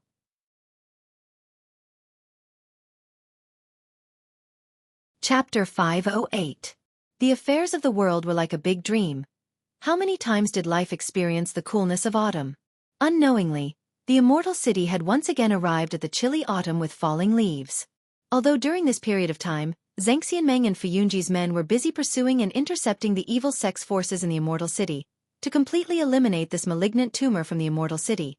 But for the vast majority of the immortal city residents, these things did not affect their lives, and there were even many people who knew nothing about it. People lived in their own world. As long as it was peaceful within their sight, they would think that everyone in the whole world was safe and sound. Therefore, most of us could live happily and with a clear conscience, simply and quietly. Until something woke up the beautiful dream. That day, the weather was a little gloomy. The autumn wind that blew from the Four-River Plain seemed a little harsh and chilly. Dark clouds gathered in the sky, but there was no sign of rain. In short, it was a gloomy day that looked no different from usual. Countless people in the immortal city were living their lives as usual. Everyone did what they were supposed to do. It was bustling and bustling as usual. Mount Sky Dragon stood tall and majestic. The huge statues of the 4 great divine beasts were still staring at this ancient and huge city as usual. Until a strange phenomenon appeared in the sky. As if there was no warning at all, in the sky above the immortal city, in the gloomy sky, suddenly, a strong red light suddenly appeared, and then from east to west, it stretched across the sky, like a boundary line that divided the sky into 2 halves. Immediately after, dark red light shot out from that red light, covering the sky, but strangely, these light only spread towards one side of the red line, and the other half of the sky was completely unaffected. It was still that gloomy look. Not long after, the sky became half gloomy and half blood red. This was, of course, an unusually rare strange phenomenon, and it happened right above the immortal city. Countless people in the huge city only needed to raise their heads, and they could easily see this scene. The blood-red light flickered and was reflected in the countless eyes that looked up. It was like a burning sea of blood. That strange aura made people subconsciously hold their breath, as if something terrible was about to happen. For that moment, inside and outside Immortal City, below and below Celestial Dragon Mountain, everyone fell into silence. Countless people looked at the sky above their heads, which seemed to have been torn in half. They were dumbfounded and didn't know what to do. However, this phenomenon did not last for too long. In less than 15 minutes, the red light in the sky dimmed. Soon, all the light scattered, until the red line that split the sky also disappeared. The sky returned to that gloomy and lifeless day, as if nothing had happened. However, inside and outside the Immortal City, countless discussions and whispers rang out in every corner of the Immortal City. On Mount Tianlong, in front of the Kunlun Temple, perfected Lord Tianlong and Lu Chen stood side by side at the entrance of the temple. Almost at the same time when the phenomenon appeared in the sky, perfected Lord Tianlong, who was talking to Lu Chen in the temple, sensed something and walked out to look at the sky. Together with Lu Chen, he basically saw this rare and strange phenomenon in the sky from the beginning to the end. When the rainbow light in the sky completely dissipated and everything seemed to return to normal, the master and disciple in front of the Kunlun temple did not speak for a while. Lu Chen glanced at perfected Lord Tianlong. From the side, he suddenly realized that the usually calm perfected Lord Tianlong actually had some inexplicable emotions on his face. It seemed to be happy and sad at the same time, and it was hard to tell which was rare. Perhaps sensing Lu Chen's gaze, perfected Lord Tianlong turned around and exchanged glances with Lu Chen. His expression returned to normal, but he smiled and said, "Have you seen this phenomenon before?" Lu Chen shook his head and said, "I've never seen him before." Perfected Lord Tianlong said, "Yes, it is indeed a rare phenomenon. But judging from your expression just now, you seem to have an opinion?" Lu Chen hesitated for a moment and then said honestly, "Yes, I think it's a little strange because the red light in the sky just now is somewhat similar to the blood moon in the underground maze of the devil cult. But it's hard to say. After all, the entire underground cave is covered by the blood moon, but the sky is divided into two halves. It looks very strange. Perfected Lord Tianlong looked at him again and then nodded. You have a good eye. It is indeed similar to the blood moon in the underground palace of the devil cult. There should be some relationship that we don't know yet. Lu Chen was stunned for a moment, but at that moment, he heard something different in Perfected Lord Tianlan's words. So after a moment of hesitation, he still asked tentatively, You just said the underground palace of the devil cult? And not the maze of the devil cult? The underground palace of the devil cult. Perfected Lord Tianlong said lightly. As for what exactly the devil cult was, why was the huge underground palace built, and what great secret was there, Perfected Lord Tianlong did not explain in detail to Lu Chen. He just asked Lu Chen lightly, How's the matter at the devil cult? Have you found Elder Gui's hiding place? Lu Chen said, All the hidden spies have basically been removed by us. The devil cult's years of hard work here are almost all gone. We haven't found Elder Gui's whereabouts yet, but after a thorough search, there are not many places where he can hide. At most 2 months, we will be able to catch this old tortoise. Perfected Lord Tianlong first smiled and nodded, saying, Well done. That old tortoise is cunning and indeed troublesome. As he spoke, he pondered for a moment, then kept his smile and said to Lu Chen seriously, But the situation is different recently. I can probably give you a month's time at most. Bring that person called Chen He with you. The Fuyunji troops will be jointly commanded by you and Xue Ying. Do your best to catch this fiend. The corner of Lu Chen's mouth twitched, but he cleverly did not ask whether it was him or Xue Ying who was in charge of this matter. He only agreed. Then, he looked at Perfected Lord Tianlong and said, Looks like this red light phenomenon is very important to you? Perfected Lord Tianlong waved his hand and said, I'll tell you later. With that, he smiled and walked into the hall with his hands behind his back. Lu Chen looked at his back and suddenly shouted, Do you want to live or die? Perfected Lord Tianlong did not even stop walking. Along the way, he only waved his hand casually and said, Either is fine. With that, Lu Chen did not ask any more. From a certain point of view, Perfected Lord Tianlan's words gave him a lot of power. But when he turned back to look at the calm sky again, an inexplicable anxiety slowly appeared on his face. He raised his head and looked at the sky in a daze, but no matter how he looked, he could not see anything unusual, let alone the mysterious blood moon underground that he was thinking about. A great show seemed to be slowly unfolding. This was a sudden feeling in Lu Chen's heart.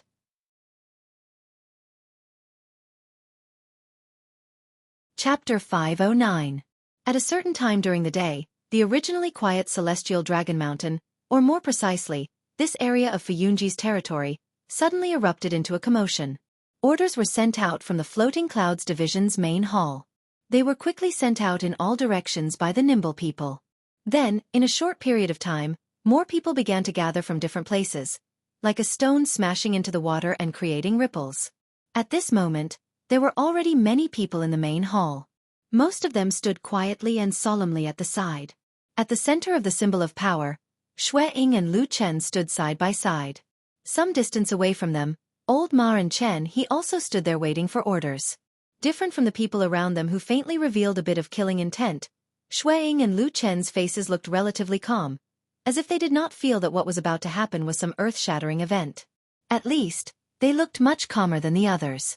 Xue Ying's gaze swept across the main hall, intentionally or unintentionally looking at Chen He's face. Then, without turning her head, she only lowered her voice and said in a voice that only Lu Chen beside her could hear, Look, that Chen He seems a little excited. Lu Chen glanced over there, his expression also unchanging.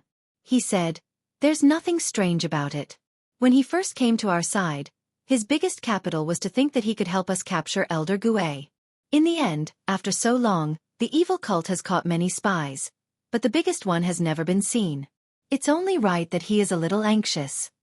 Xue Ying suddenly smiled and said, Right now, the person who wants Elder Gui dead the most is probably him. Maybe right now, his mood is even more anxious than our Fuyunji. Lu Chen's gaze swept over there, and as expected, he saw Chen He standing there. Although at first, there did not seem to be anything wrong, after careful observation, one could see that he seemed to subconsciously clench his fists. His gaze was sharp, and he occasionally glanced outside the main hall, as if he was very anxious, hoping that the people gathered here would arrive as soon as possible so that they could do that important thing. Lu Chen retracted his gaze, shook his head slightly, and said nothing more. However, both Lu Chen and Shui Ying's attention had been placed on Chen He earlier.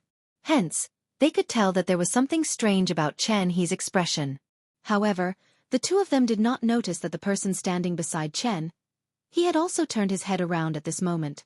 Although his expression was the same, his eyes were a little strange as he looked at the two of them, who represented status and power in the crowd.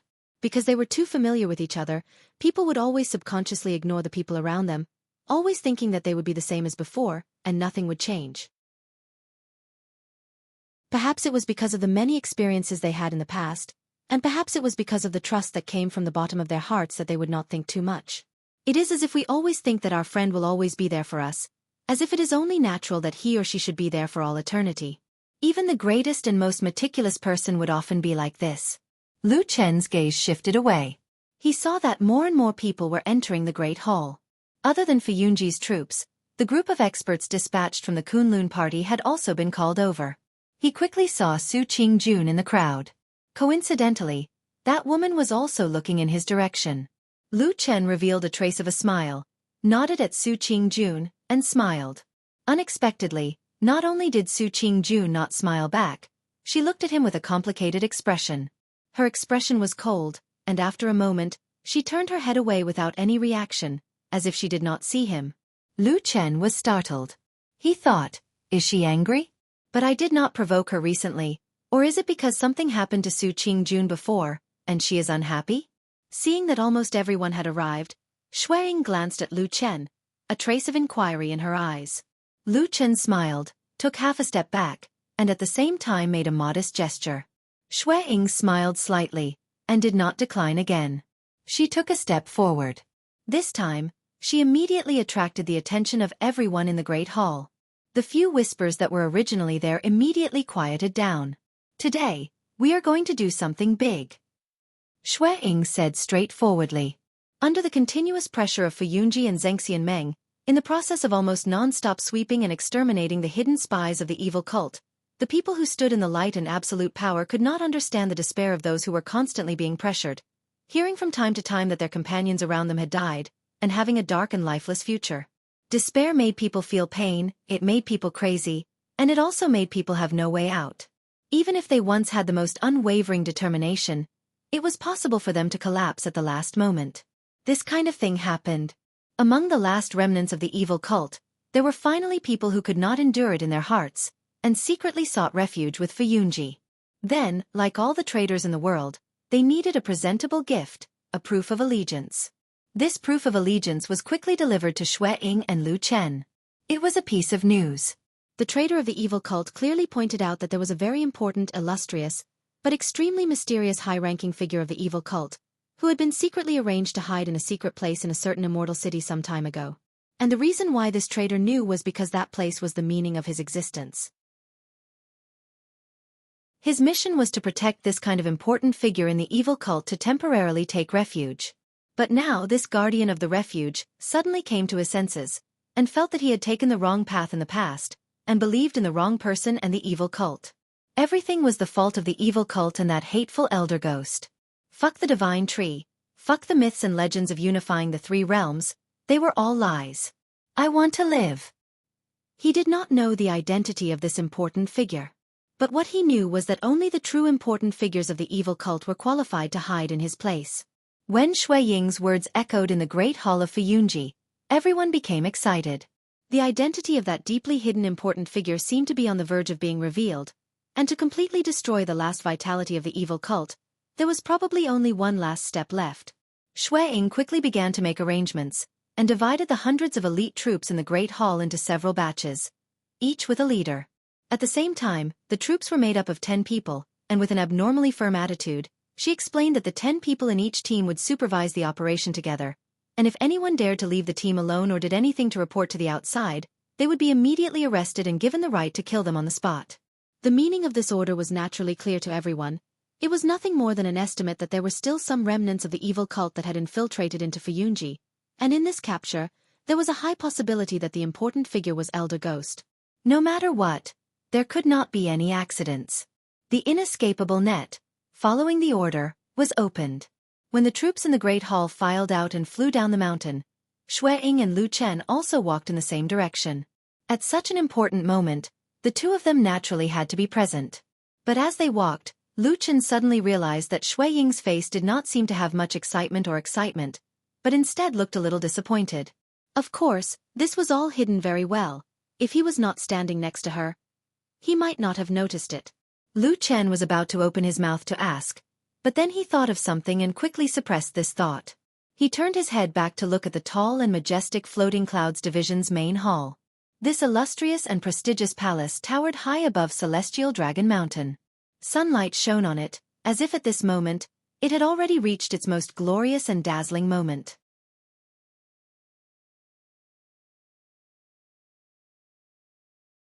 Chapter 5:10. When going down the mountain, Chen He and the team looked a little nervous, seemed to be both excited and agitated, and also a little anxious.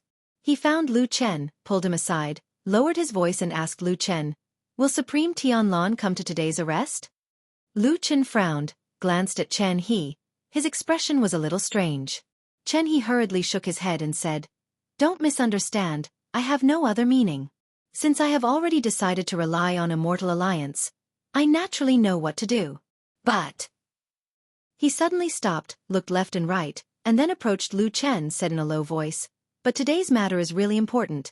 If that person is really Elder Gue, we must not make a mistake, otherwise, it will be very difficult to find such a good opportunity next time." Lu Chen was silent for a moment, said, "You don't have confidence in Fuyunji's people?" Chen He smiled bitterly and said, "Of course not. Fuyunji has been fighting with the evil cult for so many years, of course I know how powerful they are. But you also know, Elder Ghost is the last remaining master of the evil faction, and for many years he has always been mysterious and unfathomable. Even though I have been his messenger for many years, I have never been able to find out his background. For such a person, his cultivation realm, Dao skills and supernatural powers, are almost unpredictable."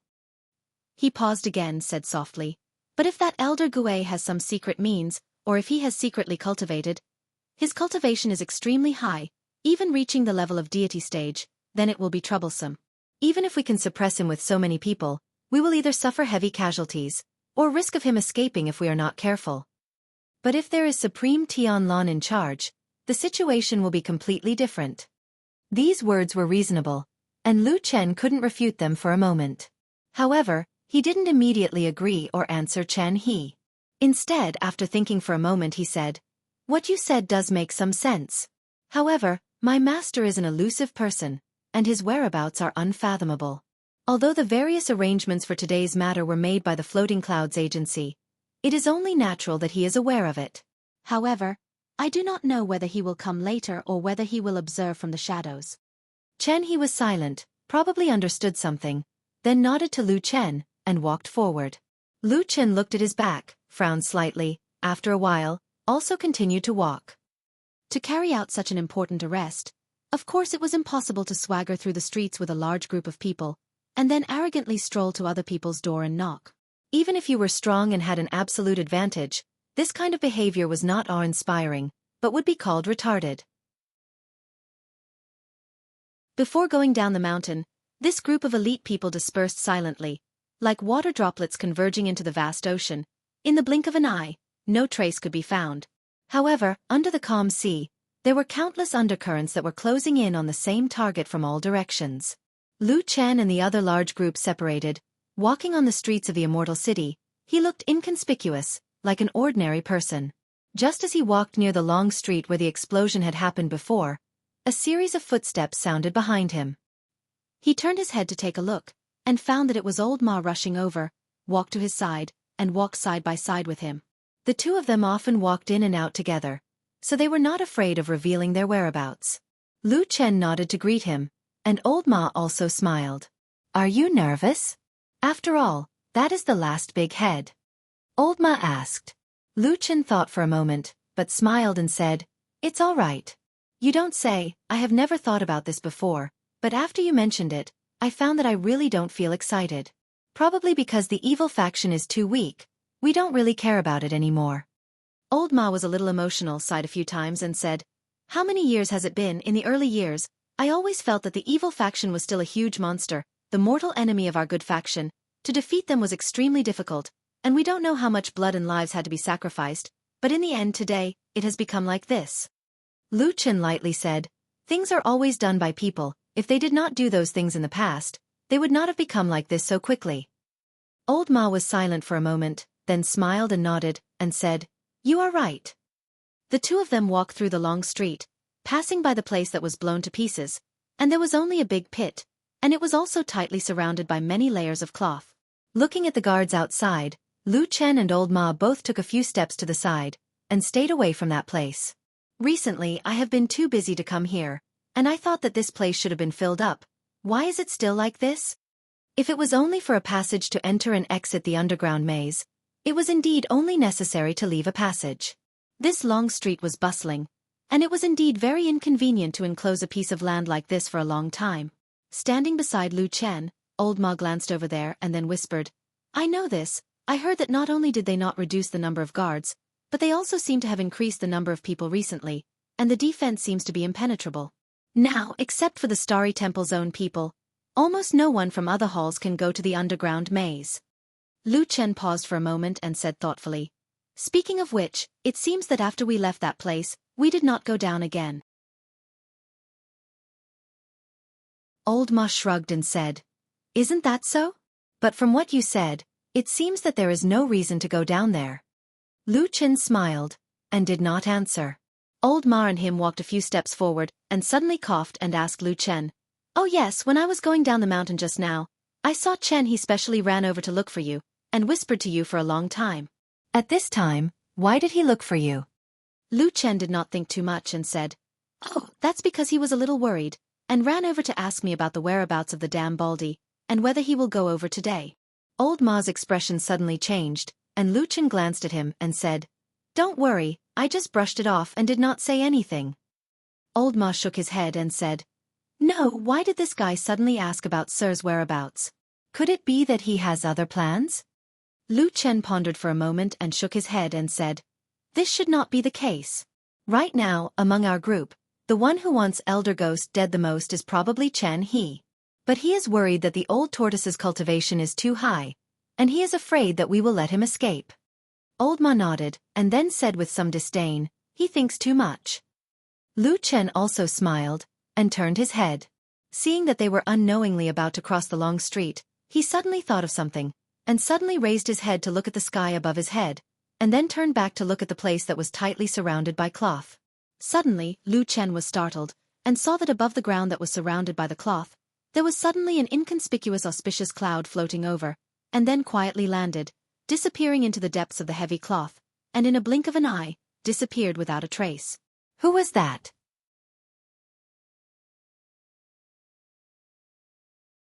Chapter 5:11. Unlike the scene of many Starry Hall's disciples bustling about in the underground maze a while ago, this huge underground city was still shrouded in a strange blood-red light, but almost no one could be seen as far as the eye could see. The people of Starry Hall who were working here had already evacuated, perhaps because of the omnipresent and elusive strange aura, or because they had already done what they should do. In the huge underground city, many tall buildings stood silently. They were empty, but they seemed to be quietly waiting for their owners to return at some point in time. A tall and burly figure appeared in this huge underground cave and walked into the long street of the underground city. When the light from the blood moon in the sky shone on his head, it would occasionally refract a strange halo. Starry Hall had already sealed this place and did not allow outsiders to enter or leave. Even most of the other halls in Zhengxianmeng were the same. However, Perfected Lord Tianlan was an exception. Looking from afar, his wide sleeves fluttered as he walked, making him look like he was walking in a sea of blood. Every step he took seemed to leave a blood-red footprint on the ground. The empty city looked especially cold and murderous.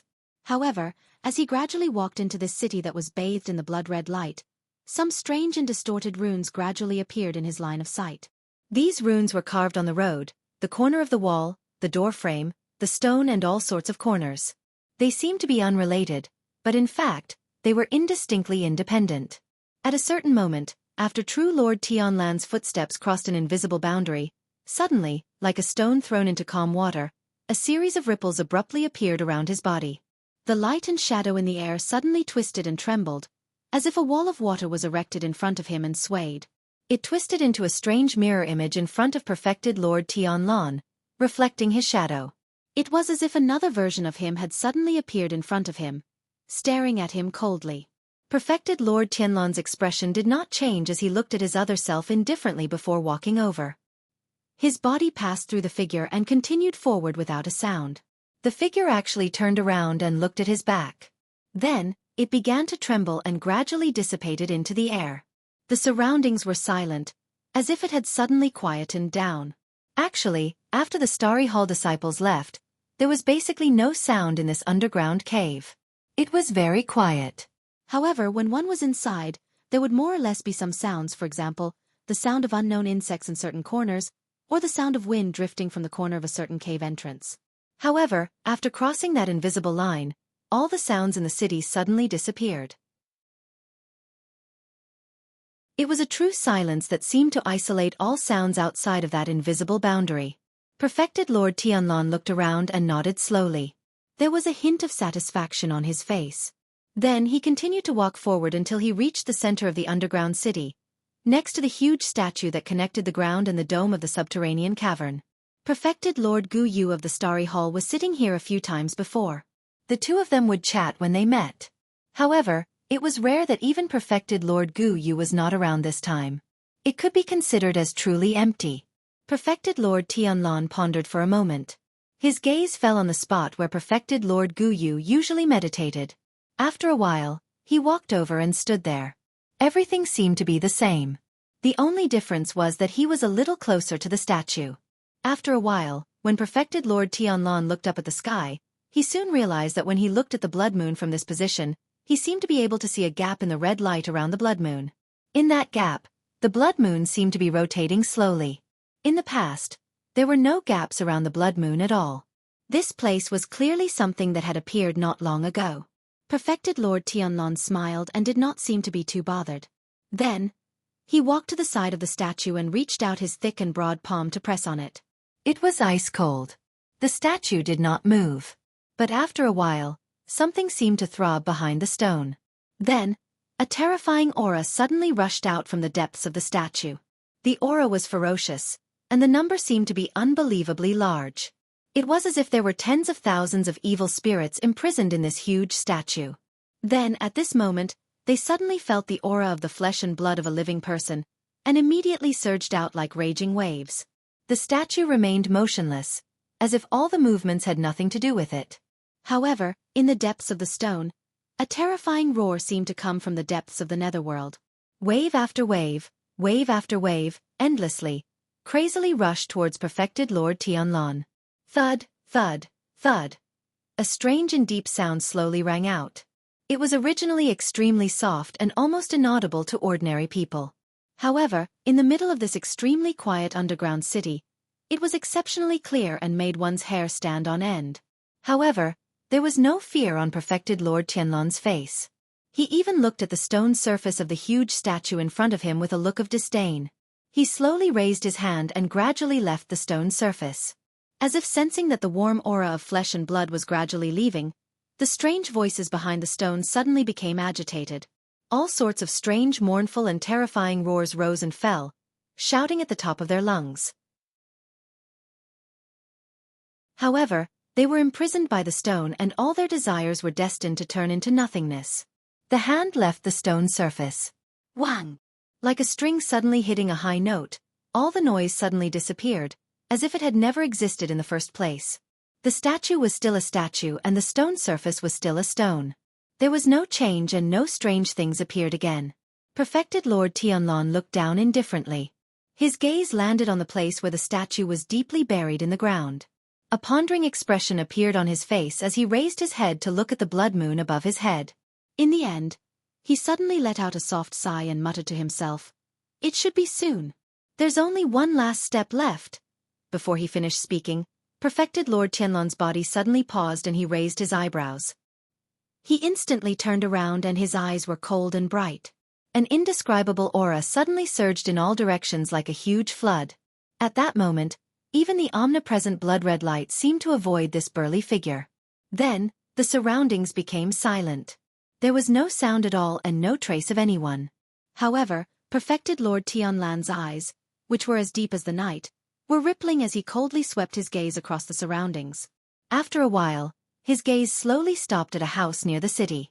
As the light floated, it passed through the doors and windows, the courtyard, the empty corridors, the stone paths, the wasteland, and then a deep well that had long dried up.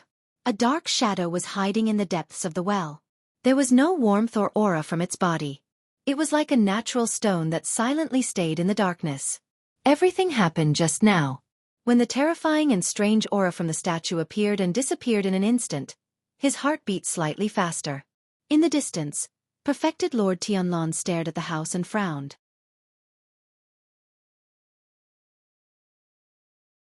Chapter 5:12. Perfected Lord Tianlan did not deliberately lighten his footsteps, nor did he look nervous or cautious as if he was facing a great enemy. He merely walked towards the house as if he had sensed something.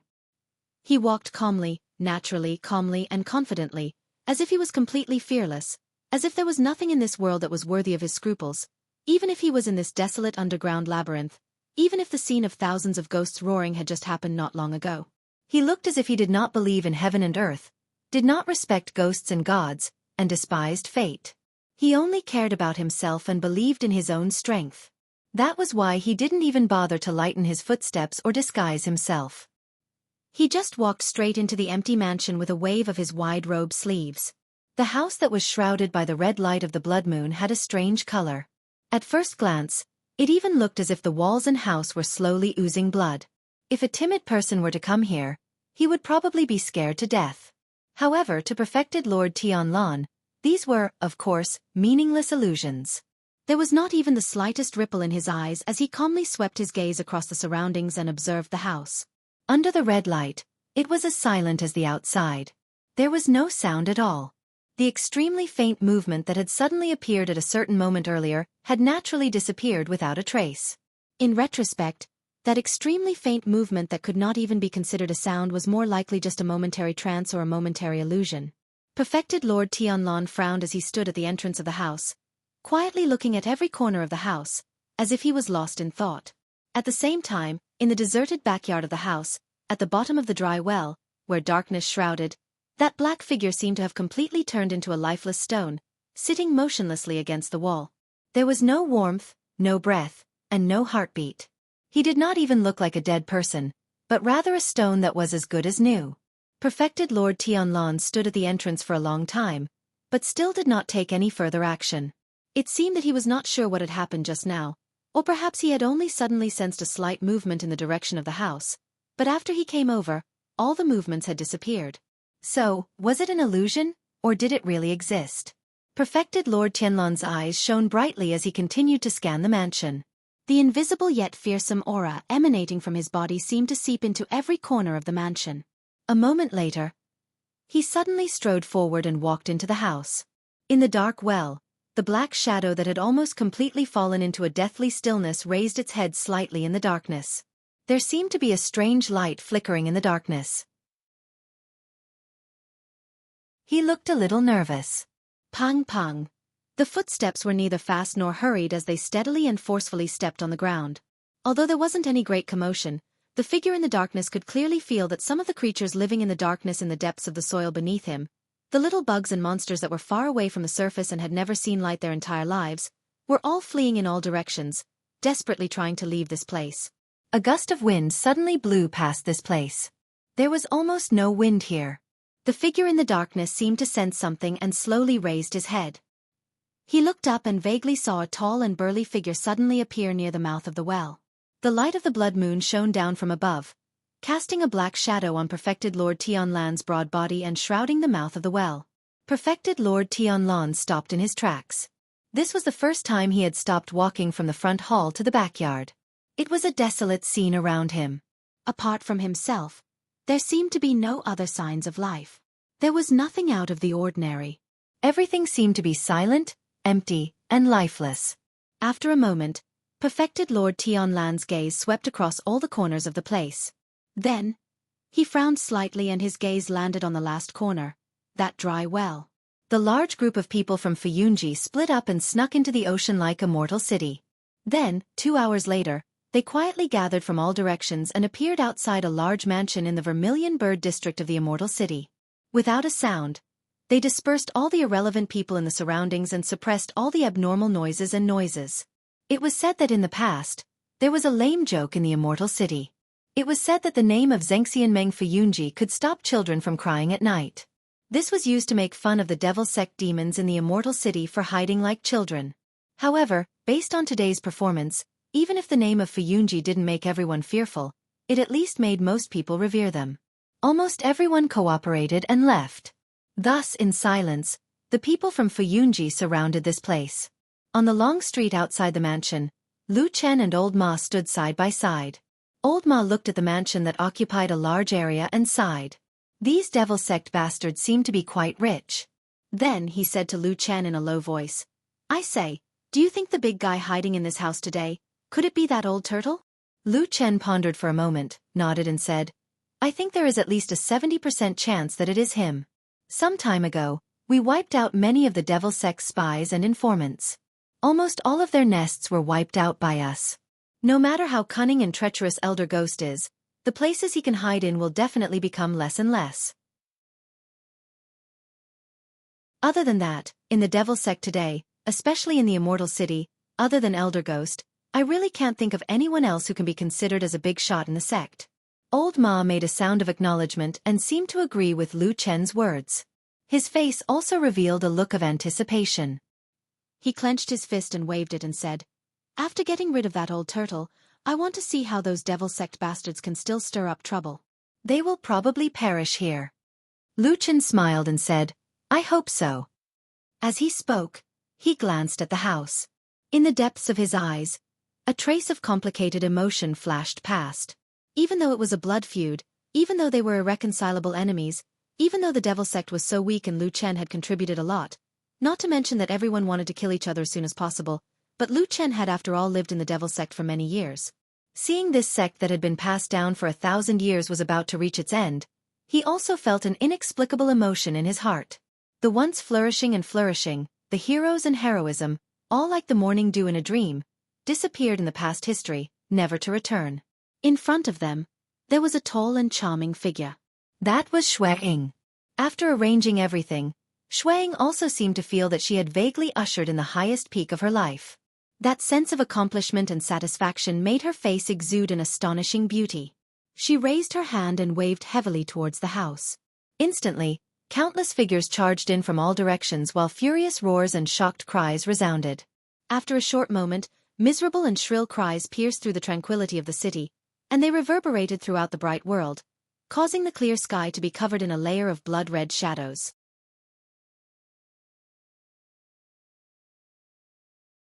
Chapter 5:13. After becoming the leader of a force and grasping power, there would be all kinds of benefits. One of the most important benefits was that in most cases, the leader would no longer have to rush to the front lines and risk his life to fight. The same reason also applied to the few trusted subordinates of the leader. What was so good about fighting and risking their lives?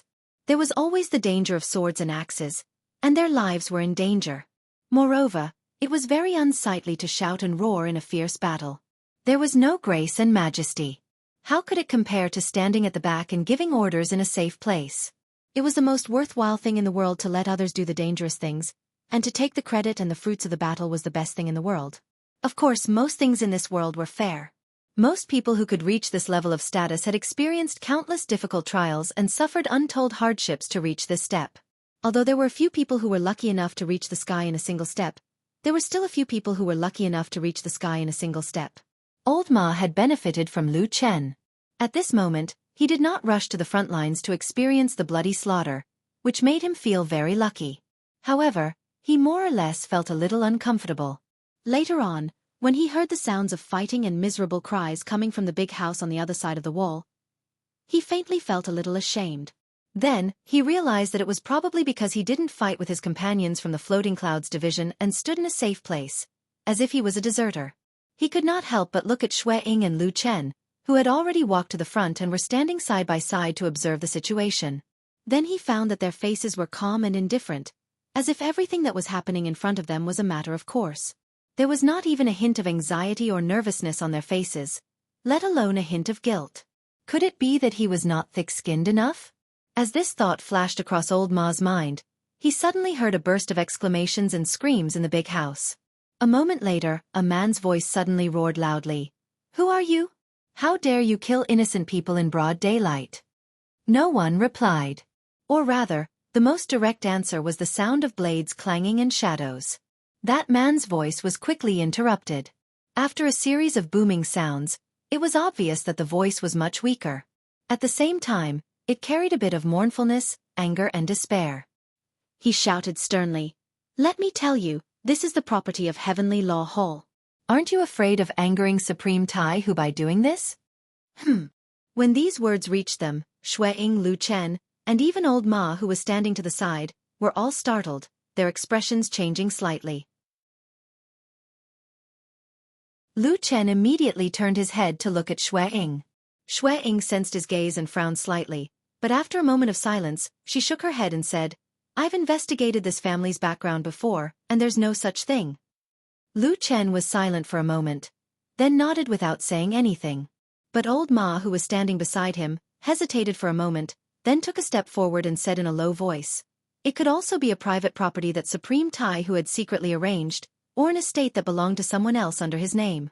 Otherwise, he wouldn't have mentioned only Supreme Tai Hu by name, and not the other Supreme Lords." He paused for a moment, then said softly, "If we're not careful, I'm afraid that it might cause the two lords to be unhappy and fight." Lu Chen frowned. After a moment, he said in a deep voice, "Once the bow is shot, there's no turning back. It's useless to say these things now." Old Ma nodded, said no more, and stood back. That was indeed the case. Currently, the big house was filled with the sounds of killing.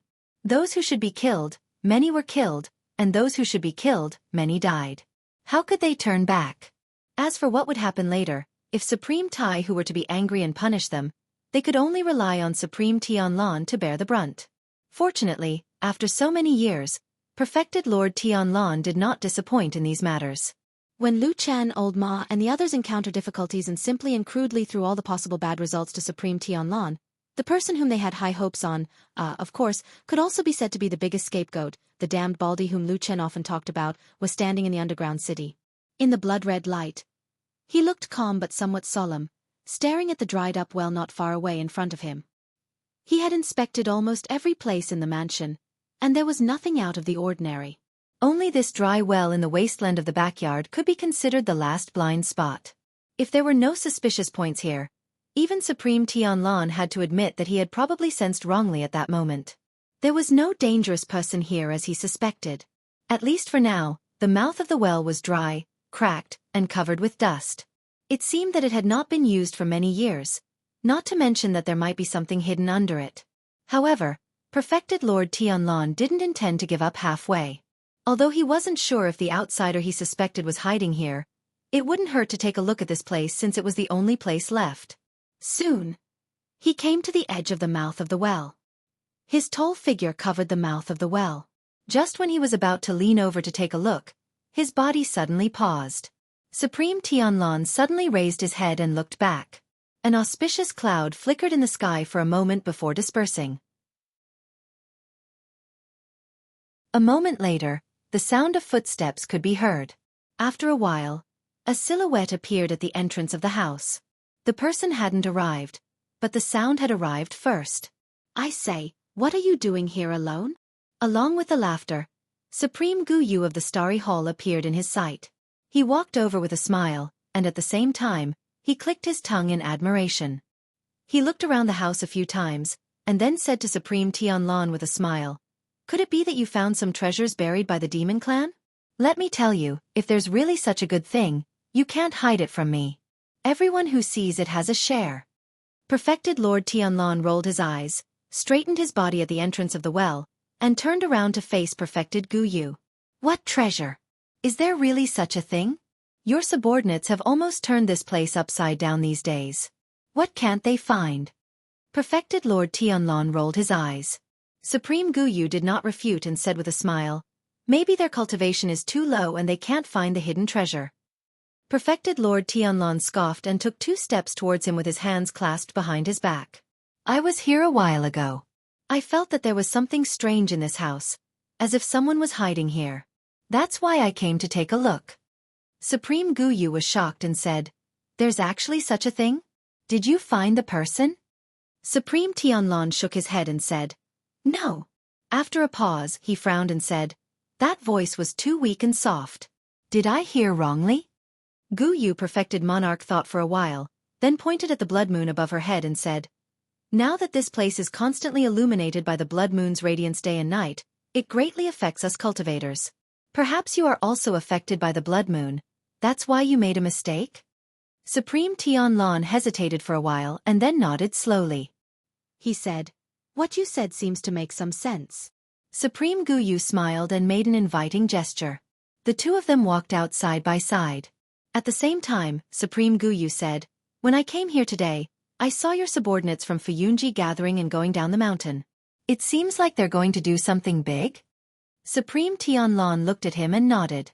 He said, yes, they told me that they're going to capture that Elder Gue and bring him to me today.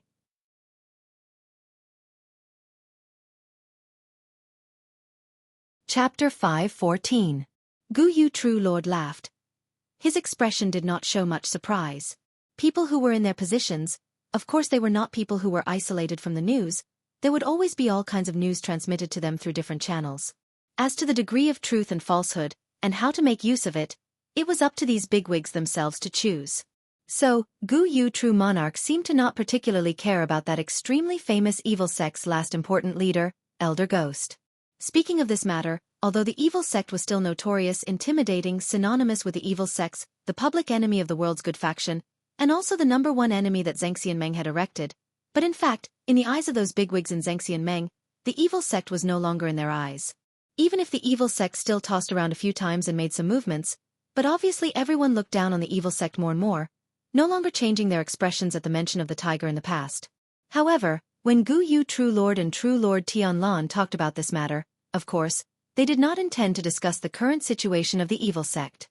At most, he only smiled and said to True Lord Tianlan, evil sect Elder Ghost is after all the last elder level figure, the depth of his cultivation is still unknown, why don't you go and hold the fort for a while? True Lord Tianlan said indifferently, that old tortoise has been lurking in the immortal city for tens of years and did not dare to show his head, cowering all day long, what future can he have? I don't believe that a true lord who has cultivated to deity transformation realm would be so cowardly. Since that's the case, this person is not to be feared. Guyu True Lord nodded, seemed to agree with True Lord Tianlan's words, he sighed and said, indeed so, thinking back to the past, although the evil sect was ferocious at its peak, but in the sect, there were indeed many outstanding geniuses. Who would have thought that today, the descendants are really so unbearable? True Lord Tianlan disdainfully smiled and said, now in the evil sect, it's just incompetent people, but in the first 10 to 20 years, there were Yun Zhongyang and a few other old men who could look after it. It could be considered as barely maintaining the situation. Who do these people think they are? Guyu Perfected Monarch laughed. Speaking of this, weren't those old men still killed by you in the end? Back then, when I heard about this matter, I really sucked in a breath of cold air. The shadow you sent out was really amazing. He was so patient and tenacious, and his final strike was even more ruthless.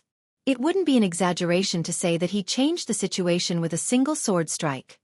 When he spoke up to hear, he shook his head and sighed. At that time, I was thinking that if there really is such a person hiding by my side and not giving himself away for 10 years, then I'm afraid I won't be able to escape this sword from the back at the critical moment. Tao techniques, divine arts, and perfected monarchs are nothing in front of such a terrifying assassin. Perfected Lord Tianlan raised his brows slightly and smiled with a calm expression. Brother Guyu, you must be joking. We're people who have cultivated to the soul formation realm after all. How can we be so easily schemed against? Even if it's his trusted aide, it won't be easy for him to succeed. Perfected Lord Guyu laughed and then waved his hand. Speaking of which, where did the 2 of us go? Haha. Let's not talk about it anymore. Alright, I actually came over to talk to you about another matter. It's related to the Elder Gue that your subordinates are chasing today. However, It has nothing to do with the fiend cult. It's that mansion. Perfected Lord Tianlan was slightly surprised. What about that mansion? Is there a problem? Perfected Lord Guyu hesitated for a moment. I've also heard some news. After thinking about it, I'll tell you about it. Today you guys went to surround that mansion. On the surface, it's obviously unrelated people. However, in reality, the owner might be the adopted daughter of Heavenly Law Hall's Perfected Lord Tiehu, Song Wenji. Perfected Lord Tianlan was clearly startled. He didn't expect Perfected Lord Guyu to actually say this. And Perfected Lord Guyu saw Perfected Lord Tianlan's surprised expression. After a moment of silence, he also revealed a trace of a bitter smile. You're quite surprised too, right? Not to mention you, when I first heard about this, I was also a little stunned. For so many years, old Tiehu has always thought of himself as a virtuous person. Normally, he is also very strict with others and himself. Logically speaking, even if he dotes on this adopted daughter very much, he shouldn't have given her. Perfected Lord Guyu thought for a moment. Could it be that Song Wenji, this girl, is spoiled and arrogant? Relying on old Tiehu's reputation and power, she took everything for herself and bought this estate? That mansion occupied a rather large area, and was located in the prosperous area of the world's #1 immortal city. Its value couldn't be underestimated. An ordinary cultivator wouldn't be able to afford it. Moreover, Song Wenji herself was only a young lady in her early 20s. Then, where did this money come from? And why did she have to cover up the owner of the house? Perfected Lord Tianlan looked at Perfected Lord Guyu. After staring for a while, he suddenly laughed. You're not being honest. Why don't you dare to say it directly? Must you make me say it? Perfected Lord Guyu smiled. My star hall is small and weak. How can I afford to offend those righteous gentlemen from Heavenly Law Hall? Perfected Lord Tianlan spat. You already know that Heavenly Law Hall is in trouble. Why do you think I dare to offend them? Perfected Lord Guyu said seriously. You're a hooligan stronger than him. Scram. Perfected Lord Tianlan glared at the cunning Perfected Lord Guyu. After pondering for a moment he said, as you said, this mansion probably has something to do with old Tiehu. As for whether there are still evil cult demons hiding inside, it's hard to say. Perfected Lord Guyu nodded. So after thinking about it, I still have to come and tell you. The situation over there is a little delicate. You should go and keep an eye on it. Perfected Lord Tianlan was silent for a while before nodding in agreement. Then he frowned and said, if old Tiehu is really muddle-headed, I can't give in to him in front of so many subordinates. Perfected Lord Guyu shook her head. That old thing is very prideful. As long as you really catch the evil cult demons, I'm afraid he definitely won't come out. That's true.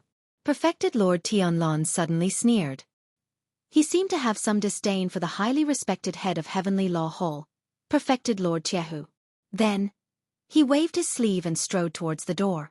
When he passed by Perfected Lord Guyu suddenly called out to him and said, "Oh right, that shadow from the Battle of the Desolate Valley, is he still under you? Can you find a chance to let me meet him?" Seeing Perfected Lord Tianlan's strange gaze, Perfected Lord Guyu smiled and said, "This kind of talent, I've been fascinated by him for a long time. I really want to meet him and see what kind of outstanding person he is." Perfected Lord Tianlan was silent for a moment. Then he shook his head and said, "He was unlucky. During the Battle of the Desolate Valley, his injuries were too heavy and he has already died." Perfected Lord Guyu was startled. Then, he nodded and Perfected Lord Tianlan left. Perfected Lord Guyu looked at his back. His expression gradually turned cold. After a while, he seemed to have thought of something and sighed. He muttered to himself, "Perfected Lord Guyu isn't afraid of the Shadow's sneak attack? Then how did your senior brother die back then?"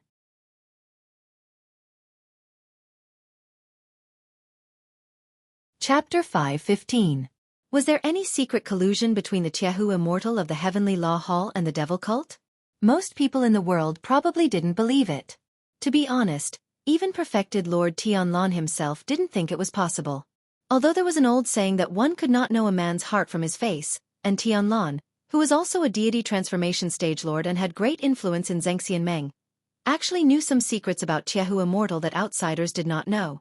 But even so, Lord Tianlan did not think that the old Tiehu would be so stupid. Because it was not worth it, and there was no need for it. Before the rise of Lord Tianlan, Tiehu Immortal could be regarded as a leading figure in Zhengxianmeng. His fame, reputation, and strength were second to none.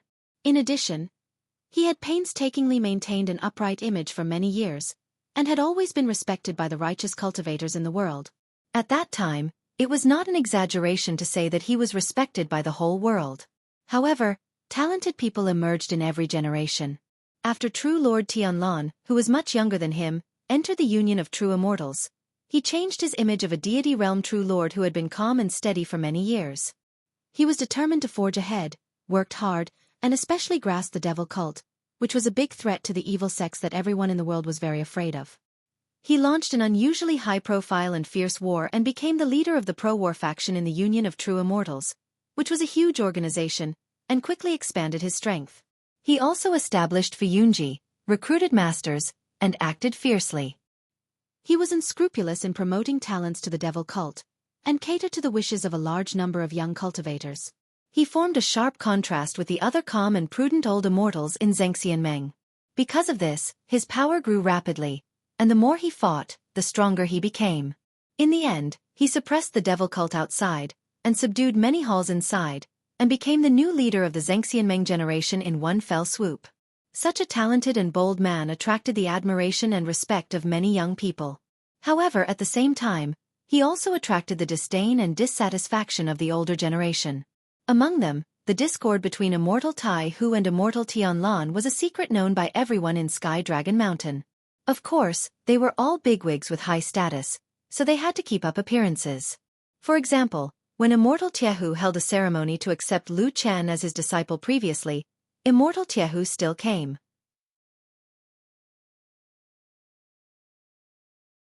However, even though the two of them were secretly at odds with each other, and the house at the foot of the mountain was rumored to be related to Immortal Tiehu, but when true Lord Tianlan saw the house that was embroiled in a fierce battle from afar, he still did not believe that Immortal Tiehu would really betray the good faction and collude with the evil cult. If the old man had such a thought, he would have discovered it long ago and used it as an excuse to put him to death. Indifferently and calmly, true Lord Tianlan thought about the various means of the other divine transformation stage true Lord. Suddenly, as if he had sensed something, he raised his head and glanced at the sky. The weather was fine today.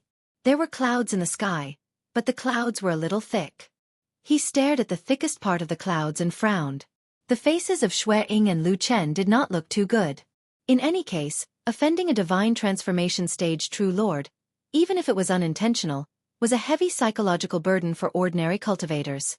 For many years, the status of divine transformation stage true lords in the vast cultivation world of the divine land had long been like that of a god, high above the masses and revered by tens of thousands of people. If at this time, the old divine transformation stage true lord of heaven's law hall suddenly arrived, flew into a rage, and even started a massacre, and the big backer behind Fuyunji did not arrive in time, then the situation would become very ugly and very dangerous. And the most troublesome thing was that everyone was in the Zhengxianmeng system. There were almost no powerful means to restrict this kind of big shot. The most effective way was of course to have another divine transformation stage true lord come forward to confront him. This was also the reason why, for many years in such a huge organization like Zhengxianmeng, there were all kinds of mountain factions, but in the end, almost all of them belonged to the forces of a few divine transformation stage true lords.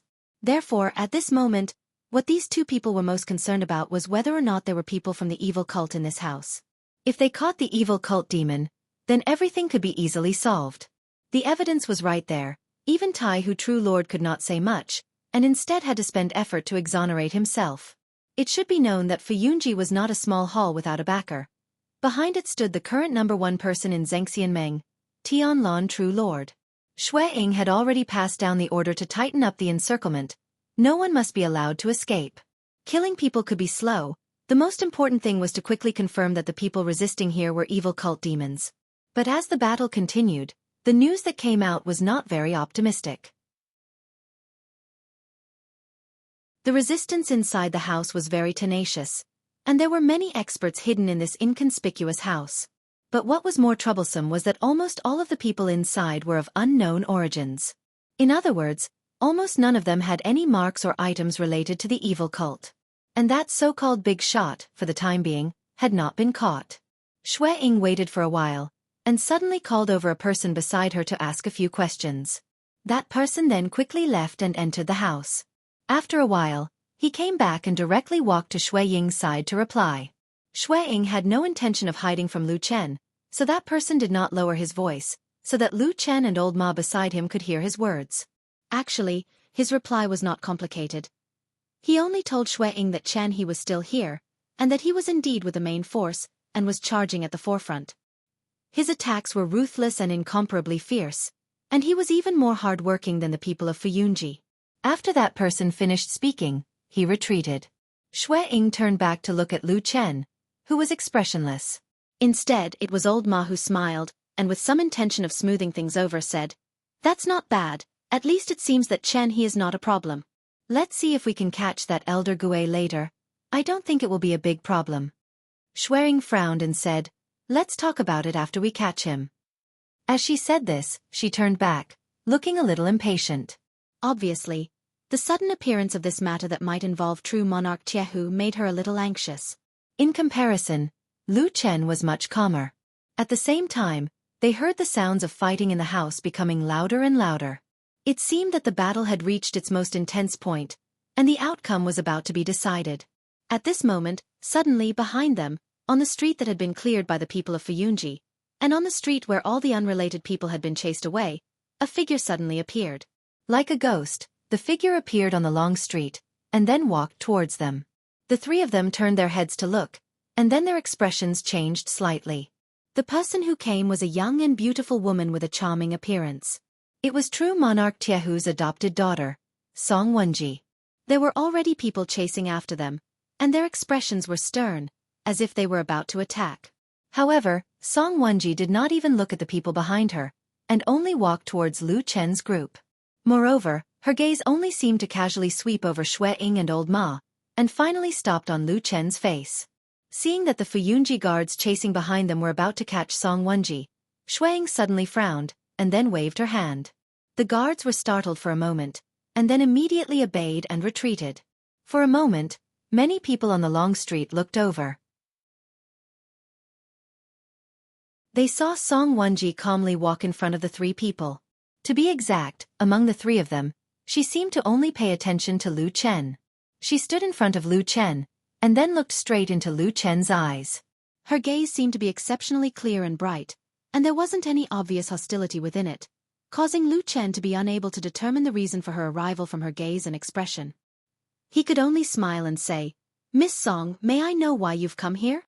Song Wenji was silent for a moment, and then opened her mouth to say to Lu Chen, "This house is mine." Lu Chen coughed and said, "Then I'm sorry, we heard that there is an important figure of the devil cult hiding here, so—" Song Wenji suddenly interrupted him and said, "You can do whatever you want, I don't care. It's just that in this house, there is a place where my deceased sister's memorial tablet is placed. Wenji sincerely asks senior brother Lu, do not disturb the peace of the deceased." After saying this, her eyes drooped, and her face showed some sorrow, but she sincerely bowed to Lu Chen. Lu Chen was immediately startled.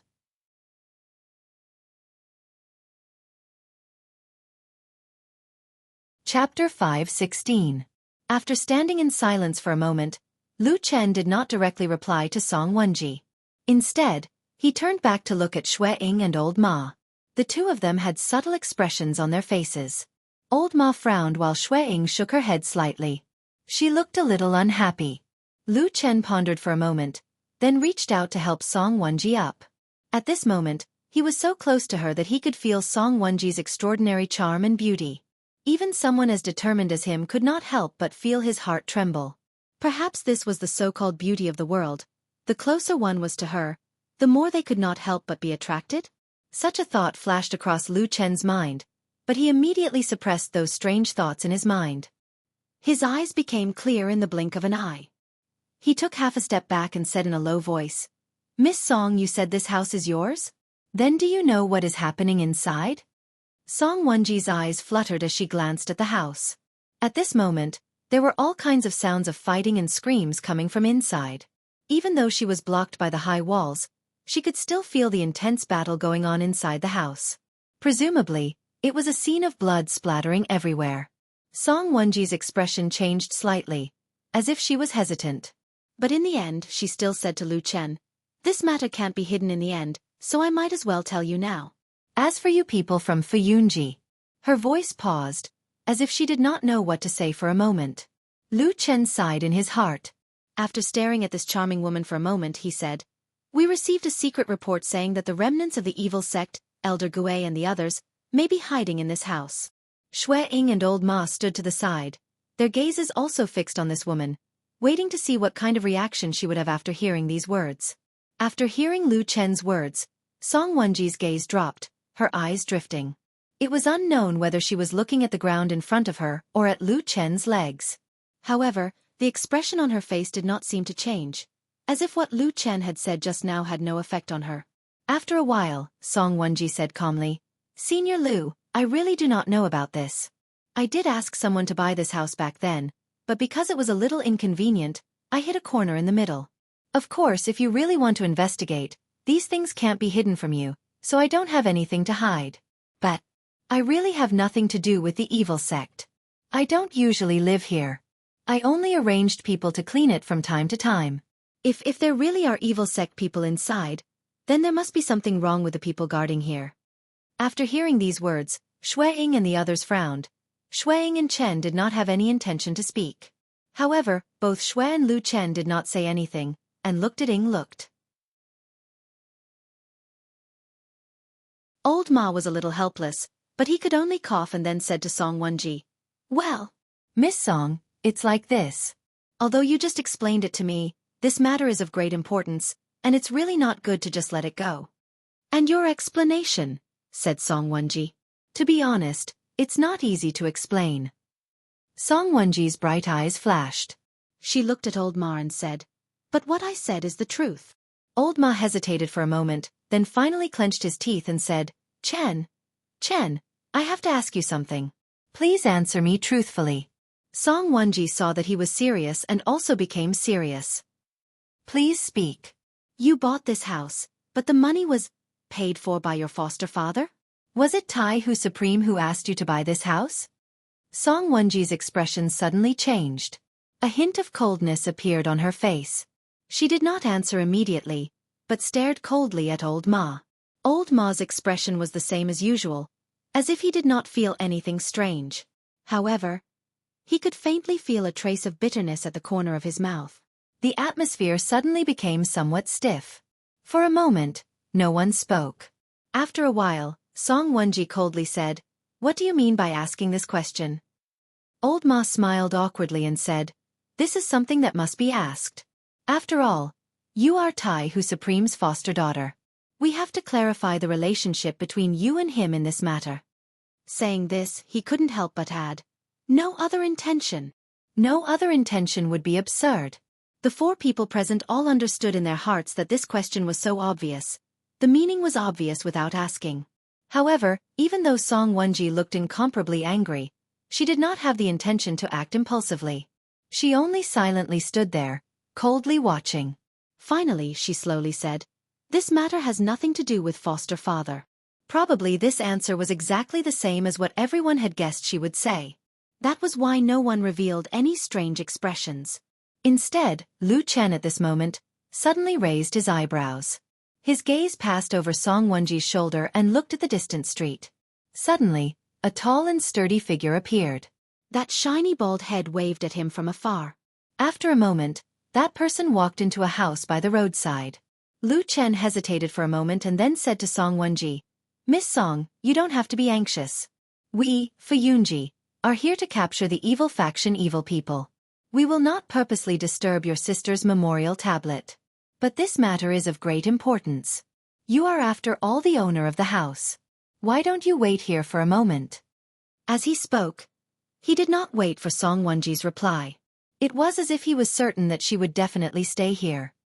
He turned to Xue Ying and said, "Hallmaster, I will have to trouble you to accompany Miss Song for a moment. Once the fighting inside is over, we will go in and see if there are any evil faction evil people. The result will be clear at a glance." We will decide how to deal with them at that time. After speaking, he turned to old Ma and said, "You also wait here. I will be back soon." After speaking, he smiled at Song Wenji and walked straight into the distant street. Shui Ying frowned, as if somewhat puzzled.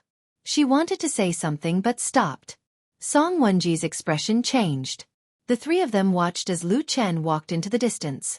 Then, for no reason, he turned a corner and walked directly into a house by the side of the street. Old Ma was startled and said, "What is he doing there?" Shui Ying and Song Wenji did not speak. After a moment, the two women looked at each other and then turned to look at the house together, listening to the sounds of fighting that had already begun to die down. In the distance, Lu Chen pushed open the unlatched door and walked in. He closed the door behind him. The light in the house was somewhat dim. However, two figures could be seen standing in the house. One of them on the left was tall and burly with a shiny skull. Lu Chen glanced at him, then walked forward and bowed, saying, "Master." This person was naturally perfected Lord Tianlon. He smiled and nodded slightly as a form of greeting. Then, Lu Chen turned to look at the other side. He saw the old man with white hair and beard standing there calmly. He hesitated for a moment and looked at true Lord Tianlon again. Seeing that there was no strange expression on this damn bald man's face, Lu Chen secretly cursed in his heart. Then, with a respectful smile on his face, he went forward and bowed to the old man, saying, "Disciple Lu Chen pays respect to true Lord Tiehu."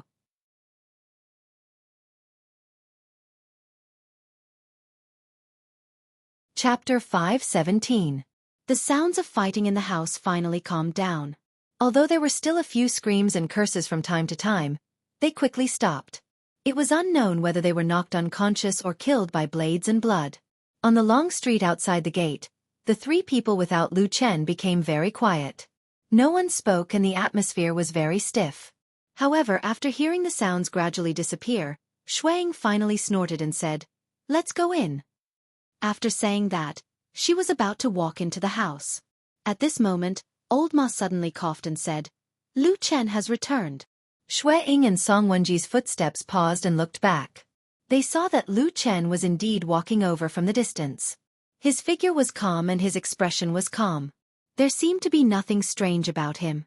However, his eyes seemed to be faintly flickering, seemingly revealing some subtlety and strangeness. Shui Ying frowned and was about to speak when she suddenly sensed something. She glanced to the side from the corner of her eyes and saw that although Song Wenji's expression was the same as usual, there seemed to be a faint feeling of relief.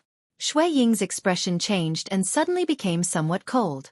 After a while, Lu Chen walked in front of them and swept his gaze across their faces. In the end, his gaze lingered on Song Wenji's charming and moving face for a little longer. He then said calmly, "This house was bought 2 years ago, right? The person who bought it was called Lu Hu." Song Wenji saw that Lu Chen seemed to be unable to say that name and hurriedly answered. Lu Chen glanced at her and smiled bitterly. He nodded and said, "Yes, he's called Lu Hu, right? This person colluded with the devil cult and his crime is unforgivable. He should have been caught in this house by now. Let's go in and take a look. When the time comes, we definitely can't let this person go." When these words were spoken, the expressions on the faces of the people present immediately changed, each with their own interesting expressions. Song Wenji let out a long sigh and smiled sweetly, as beautiful as a spring flower. Old Ma was dumbstruck, his face full of astonishment, and he looked as if he could not believe his own ears, while Shui Ying's reaction was the biggest. She was first surprised, then angry. She opened her mouth as if she wanted to say something, but then she snorted coldly, turned around, and walked away with a cold face. Lu Chen hurriedly took a few steps forward and rushed to Shui Ying's side. He whispered a few words to her, but Shui Ying did not seem to be satisfied. She did not even soften her voice. Instead, she angrily said, "Do you know how much risk we have taken? In the end you let us go just like that?" With that, she strode forward again. Lu Chen frowned and grabbed her wrist. Shui Ying suddenly turned around, but before she could get angry, Lu Chen had already pulled her to the side, and then quickly whispered to her in an extremely low voice. Whether it was Song Wenji or Old Ma, they could not clearly hear what Lu Chen was saying at that moment. However, they could all see that the expression on Shui Ying's face was constantly changing, from anger and excitement at the beginning to loss and loss at the end. After a while, Lu Chen finished speaking and then gently let go of Shui Ying's wrist. With a slightly apologetic tone, he said, "In a moment of desperation, I have offended Hall Leader Shui. I am sorry." Shui Ying rubbed her wrist, but she did not seem to mind. She only closed her eyes slightly and revealed a bitter smile on her face. Then she said in a low voice, "We have fought so hard up front." Inside, she pointed in the direction of the large house to Lu Chen, and then said softly, "We do not know how many brothers in that house have been injured and lost their lives. But even so, is it still not comparable to a few casual words from the higher-ups?" Lu Chen was silent for a while, a sharp light flashing in the depths of his eyes. Then he said calmly, "Hall Leader Shui, you have been in this position for much longer than I have, and have seen far more of the world than I have. I believe this is not the first time you have seen something like this." He smiled and said, "Why make things difficult for me? I am only a small lackey to pass on the message." Shui Ying glanced at him, her eyes seemed to have a profound meaning, but after a while, all the expressions on her face disappeared. The anger, excitement, loss, bitterness and unwillingness seemed to have suddenly disappeared. In the blink of an eye, she seemed to have become that high and mighty woman who held great power. She nodded at Lu Chen and said, "I will naturally listen to the Lord True Monarch's orders." After saying this, she walked into the house that had already quietened down, but the smell of blood had begun to waft out. Lu Chen stood in the same place for a while, when he heard footsteps behind him. He turned around and saw Old Ma and Song Wenji standing behind him. Lu Chen nodded at Old Ma and said, "Let's also go in and take a look." Old Ma agreed, and the two of them walked towards the house. However, they had only taken 2 steps when Lu Chen suddenly stopped and looked back with some confusion. He saw that Song Wenji was actually still behind him. "Why are you still following us?" Lu Chen said to her. "Did I say it very clearly just now?" "Us catching Lu who has nothing to do with you." Song Wenji nodded and said softly, "Yes, I understand. Thank you, Senior Brother Lu. Wenji is very grateful." Lu Chen sighed and said, "You don't need to thank me, I can't accept it. What I mean is, since you have nothing to do here, you don't need to go in. Otherwise, if other people saw you, wouldn't it be troublesome?" Song Wenji hesitated for a moment and said, "I understand that Senior Brother Lu is good to me. In fact, I have no intention of deliberately making things difficult for you. I just want to go in and take back my sister's memorial tablet and ashes. I don't want her to be disturbed after her death." She looked deeply at Lu Chen, and with a pleading expression she bowed and said, "Wenji knows that this is an inappropriate request. I only hope that Senior Brother Lu can help me. After all, my sister used to be my only relative. She raised me with her own hands. I owe her a favor that I can't repay in this lifetime." Lu Chen was speechless for a moment. He looked back at Old Ma, but unexpectedly, Old Ma turned his head away and looked elsewhere as if nothing had happened. It was clear that he didn't want to get involved in this matter. Lu Chen smiled bitterly and looked at Song Wenji again. He saw that this woman was looking at him with an earnest face. Her eyes were as clear as a child's, and seemed to be shining with the light of desire and expectation. Was that the remnant light of her initial innocence? Was that the last bit of warmth in her memory? For some reason, Lu Chen couldn't bring himself to say the words that he should have refused. It was probably because he was thinking of the woman from many, many years ago, when his heart was still as hard as stone, and the woman whose face was already blurred in his memory. Finally he nodded and said softly, "All right, you come with me. After you find your sister's things, take them and leave quickly.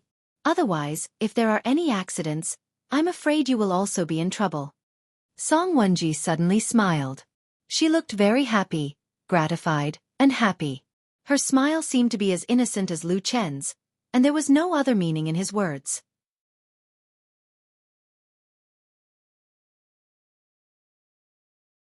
Chapter 5:18.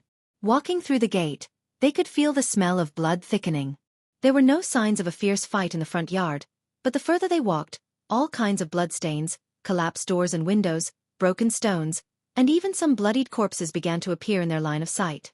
It was obvious that this group of elites sent by Fu Yunji did not have the slightest hesitation or mercy after receiving the order. Shui Ying was already walking in front, while Lu Chen and Old Ma walked behind with Song Wenji. In the middle, Lu Chen glanced at Song Wenji's expression from the corner of his eye, but found that this young and charming woman's expression was the same as usual, as if she was not affected by the surrounding scene at all. Perhaps because they had been together for more than 10 years, they had developed a tacit understanding. At this time, old Ma turned to Song Wonji and said with a smile, "Miss Song, do you know these dead people next to you?" Song Wonji's expression did not change, and she did not hesitate to think. Very calmly she said, "I don't know. When I was introduced to Lu Hu, I felt that he could do things, so I let him take care of this place. I don't know anyone here. They were all recruited by Lu Hu. The only connection I have with this place is that my sister's memorial tablet is still here." Old Ma and Lu Chen looked at each other, nodded, and did not say anything. In fact, there was nothing to say. She had already pushed the blame so cleanly in one breath. What else could they pursue? If it was a normal day, they would naturally have many ways to pursue the matter. But at this moment, this beautiful woman had an even bigger backer behind her, so whatever she said, it was up to her. After walking for a while, Song Wonji opened her mouth and pointed in a direction, saying that her sister's memorial tablet was placed in a quiet room on the other side. Lu Chen then let Old Ma lead him there. Unexpectedly, Old Ma was unwilling, only saying that there were many things ahead, and his identity was different from Lu Chen's. Lu Chen could walk freely, but if Old Ma slipped away halfway and was caught by some big shot in Fuyunji, he might suffer a lot. Lu Chen also felt a little helpless. Although he knew that Old Ma's words were mostly evasive, he could not say that what he said was unreasonable, so he could only wave his hand and let him go. Song Wonji still needed someone to follow her.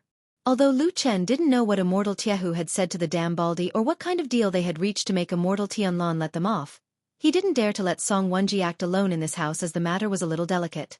However, in the following time, it seemed that Lu Chen's worry was unnecessary. Song Wonji could not be more normal. From the beginning to the end, she was very obedient, walking with Lu Chen, never leaving Lu Chen's sight, and did not make any suspicious movements. They walked all the way to the quiet room she mentioned, and then, under the gaze of Lu Chen, went in and took out a small urn and the wooden tablet of the memorial tablet. Lu Chen glanced at the wooden tablet and looked at the row of words on it with a calm expression. Then he looked away and said calmly, "Have you got them?" Song Wonji nodded and said, "These are the two things." "Thank you, senior brother Lu. Wonji is very grateful."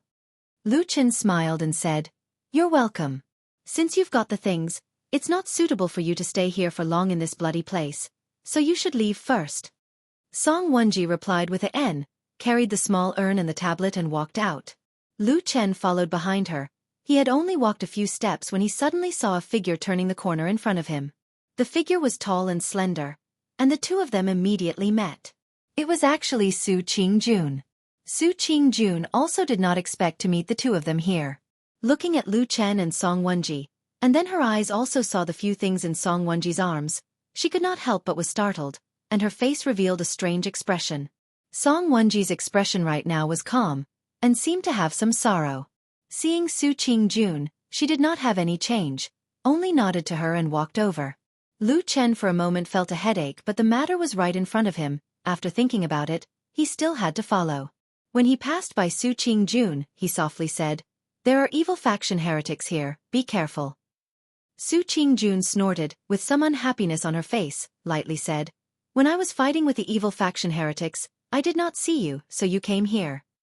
Lu Chen smiled bitterly, wanted to explain, but in the end he shook his head and walked over, and just like that, sent Song Wonji out of the house. After Song Wonji went out, she purposely stopped, turned and smiled at Lu Chen, and then said, "This time I really have to thank Lu senior brother for your help." Lu Chen said, "Don't mention it, our relationship as elders is there, it is what I should do." "Relationship," Song Wonji muttered, suddenly laughed, but she quickly calmed down, bowed to Lu Chen and turned to leave. But after a few steps, she suddenly turned back and said to Lu Chen, "If you need me to explain to that sister Su, Lu Chen senior brother, feel free to tell me." Lu Chen rolled his eyes, sternly said, "There is no such thing. I walk straight and sit upright. An upright body is not afraid of crooked shadows. There is nothing to explain." After a pause he added, "Oh, that Su Qingjun and I actually do not have any special relationship. Don't think too much, so as not to hurt her reputation." Song Wonji smiled. She didn't say anything and just floated away. Lu Chen looked at her back for a while, then turned around and walked back into the house.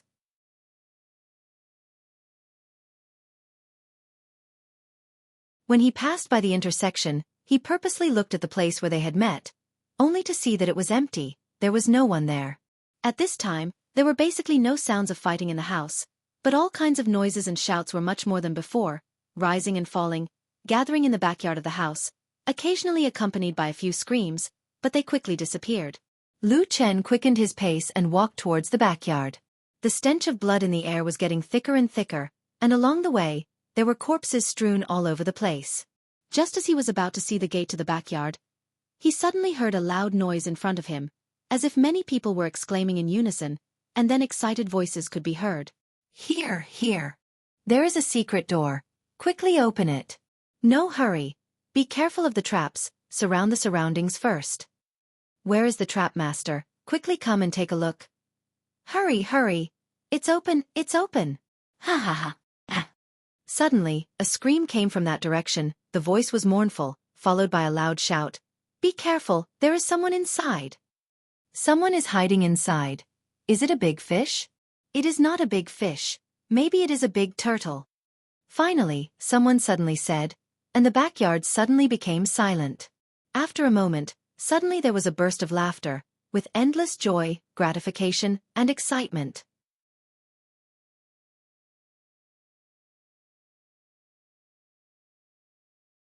Chapter 5:19. Even though they were far away, the cheers from the mansion could be faintly heard from the end of the long street. Ordinary people could not hear it clearly, but for divine transformation stage perfected cultivators, as long as they paid attention, they would naturally know what was going on. In the dim room, perfected Lord Tianlan and perfected Lord Tiehu had already sat down.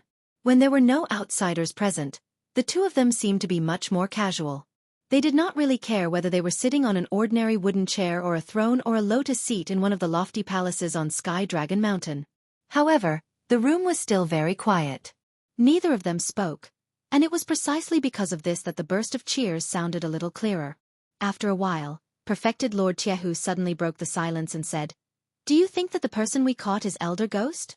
Perfected Lord Tianlan thought for a while, then shook his head and said, "Probably not. If that guy was caught so easily, he wouldn't have been able to hide from us for decades in the Immortal City." Perfected Lord Tiehu nodded slowly, seemingly agreeing with perfected Lord Tianlan's words.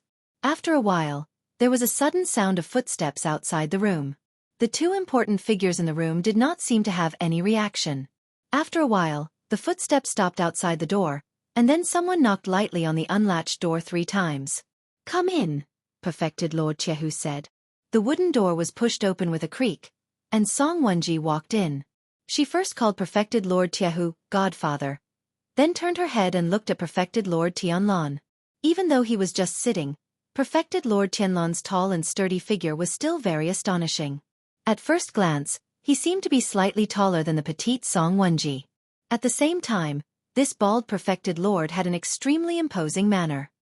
He was not angry, but his eyes were as deep as the sea, and seemed to contain wind and thunder. He really was like a god. Song Wenji did not know if she was intimidated by the imposing manner of the #1 person in Zhengxianmeng, but there was a strange expression on her face. She seemed to be afraid, but at the same time, she seemed to be worshipping and admiring him. Perhaps this was the common emotion that every ordinary person had when facing the gods and Buddhas. Even the practitioners with cultivation were no exception. She respectfully bowed to perfected Lord Tianlan and said softly, "Disciple Wenji pays respect to perfected Lord Tianlan." Perfected Lord Tianlan's expression was calm. His gaze lingered on the charming woman for a moment before he nodded. "Get up." "Yes." Song Wenji stood up and silently walked to the side of Supreme Tiehu. She stood a step behind him. After a while, she could not help but lift her eyes and look at Supreme Tianlan, who was not far away. When Song Wenji walked in, she was still holding her deceased sister's ashes and memorial tablet. However, both Supreme Tiehu and Supreme Tianlan did not care about this. Only Supreme Tiehu asked her lightly, "How is it in the house? Did anyone make things difficult for you?" Song Wenji replied, "Many people died. They are trying to catch the demons of the devil sect. Senior brother Lu Chen treated me very well. He followed Lord True Monarch Tianlan's instructions and protected me. He even agreed to some of my unreasonable requests and even personally escorted me out. True Monarch Tiehu nodded and glanced at True Monarch Tianlan. True Monarch Tianlan smiled and said, I was right, right? That kid is reliable. Supreme Tiehu snorted and said, he is very good. But I thought you would tell Xue Ying. I didn't expect you to only look for your own disciple. Are you really going to train a successor? Standing beside Supreme Tiehu, Song Wenji lowered her gaze. But after hearing this, a ray of light flashed across her eyes and she quickly calmed down. Supreme Tianlan smiled and said, if I don't train him, why would I take him in as a disciple? As for you, old Tiehu, although you have taken in quite a few disciples these years, I know you are not particularly satisfied with them. Now that you're old, could it be that you want to pass on your legacy to your goddaughter? Steel Pot True Lord sneered, rolled his eyes and said, you talk too much. How I decide on this matter has nothing to do with you. Supreme Tianlan laughed and pointed at Song Wenji. Let's not talk about other things. This little girl's aptitude is top-notch. She looks good. How about this, if you don't want to marry her, I will ask for your hand in marriage and betroth her to my disciple, Lu Chen. How about that? Once these words were spoken, the room immediately became silent. Both Tai Hu Deity and Song Wenji revealed a stunned expression. The only difference was, Tai Hu Deity looked surprised with some anger, while Song Wenji, with a perfect amount of shyness, in the deepest part of her eyes, a trace of sadness gently flashed past. After a while, Supreme Tiehu snorted and waved his hand to reprimand. Don't give me that. Don't think that you can push your luck just because you have the upper hand today. Let me tell you, Wenji is my most beloved daughter. She's a priceless treasure to me. Even if you give me the most precious treasure in the world, I won't do it, not to mention giving her back to your disciple as his wife. You'd better give up on this idea. Supreme Tianlan shook his head and smiled. He turned to look at Song Wenji and said, you are really stingy. You talk big, but why don't you listen to what the little girl is thinking? What if she likes my disciple? As he said this, he drew a big circle in front of him and said with a smile, little girl, let me tell you in the future, all my properties may be passed on to Lu Chen. If you marry him, you won't have to worry about anything for the rest of your life. How about it, are you willing? Supreme Tiehu looked a little annoyed, but he seemed to have thought of something. He turned his head and looked at Song Wenji suspiciously, saying, Wenji, what are you thinking? Song Wenji bit her lips and knelt down in front of Supreme Tiehu. She said, Godfather, you have done so much for me. Without you there would be no Wenji. Wenji has no request. I only wish to serve Godfather for the rest of my life. I only hope that Godfather will take pity on me and not drive me away. Otherwise, I can only be a lonely soul with no one to rely on. At the end of her words, her shoulders trembled and her body trembled. She seemed to be crying, as if she was very sad. Supreme Tiehu was shocked. He quickly stood up and helped Song Wenji up. Her face was full of tears, like a pear blossom in the rain. True Monarch Tai, whose face revealed a pained expression as he said, Why did you do this? Why did you do this? My dear daughter, don't cry. I have no such intention, no such intention. As he said that, he turned around and glared at Perfected Lord Tianlan, saying angrily, You're a perfected lord after all. How dare you spout such frivolous words to scare my obedient daughter? True Lord Tianlan stared deeply at True Lord Tiehu, only to see him hurriedly comforting the crying Song Wenji. His expression was anxious, and he did not have the bearing of a spirit-severing true lord at all. Supreme Tianlan was amused. He let out a sigh of relief and apologized with a smile. He then stood up and walked out of the house, leaving the godfather and goddaughter alone. True Lord Tianlan looked at the sky as he stood on the long street. Then, he looked at the bustling house in the distance and the sounds of fierce fighting that once again rang out. He also heard the comforting words coming from the house behind him. A deep smile appeared on his face. With his hands behind his back, he looked up at the sky. At that moment, he felt that all the living beings in the world were probably just mediocre people. With a flip of the palm, the clouds and rain were overturned. There were few difficult things in the world. You're tuning in to the Xiaofan's Wuxia Tales YouTube channel. Don't forget to subscribe and join us on this journey to catch the most captivating stories.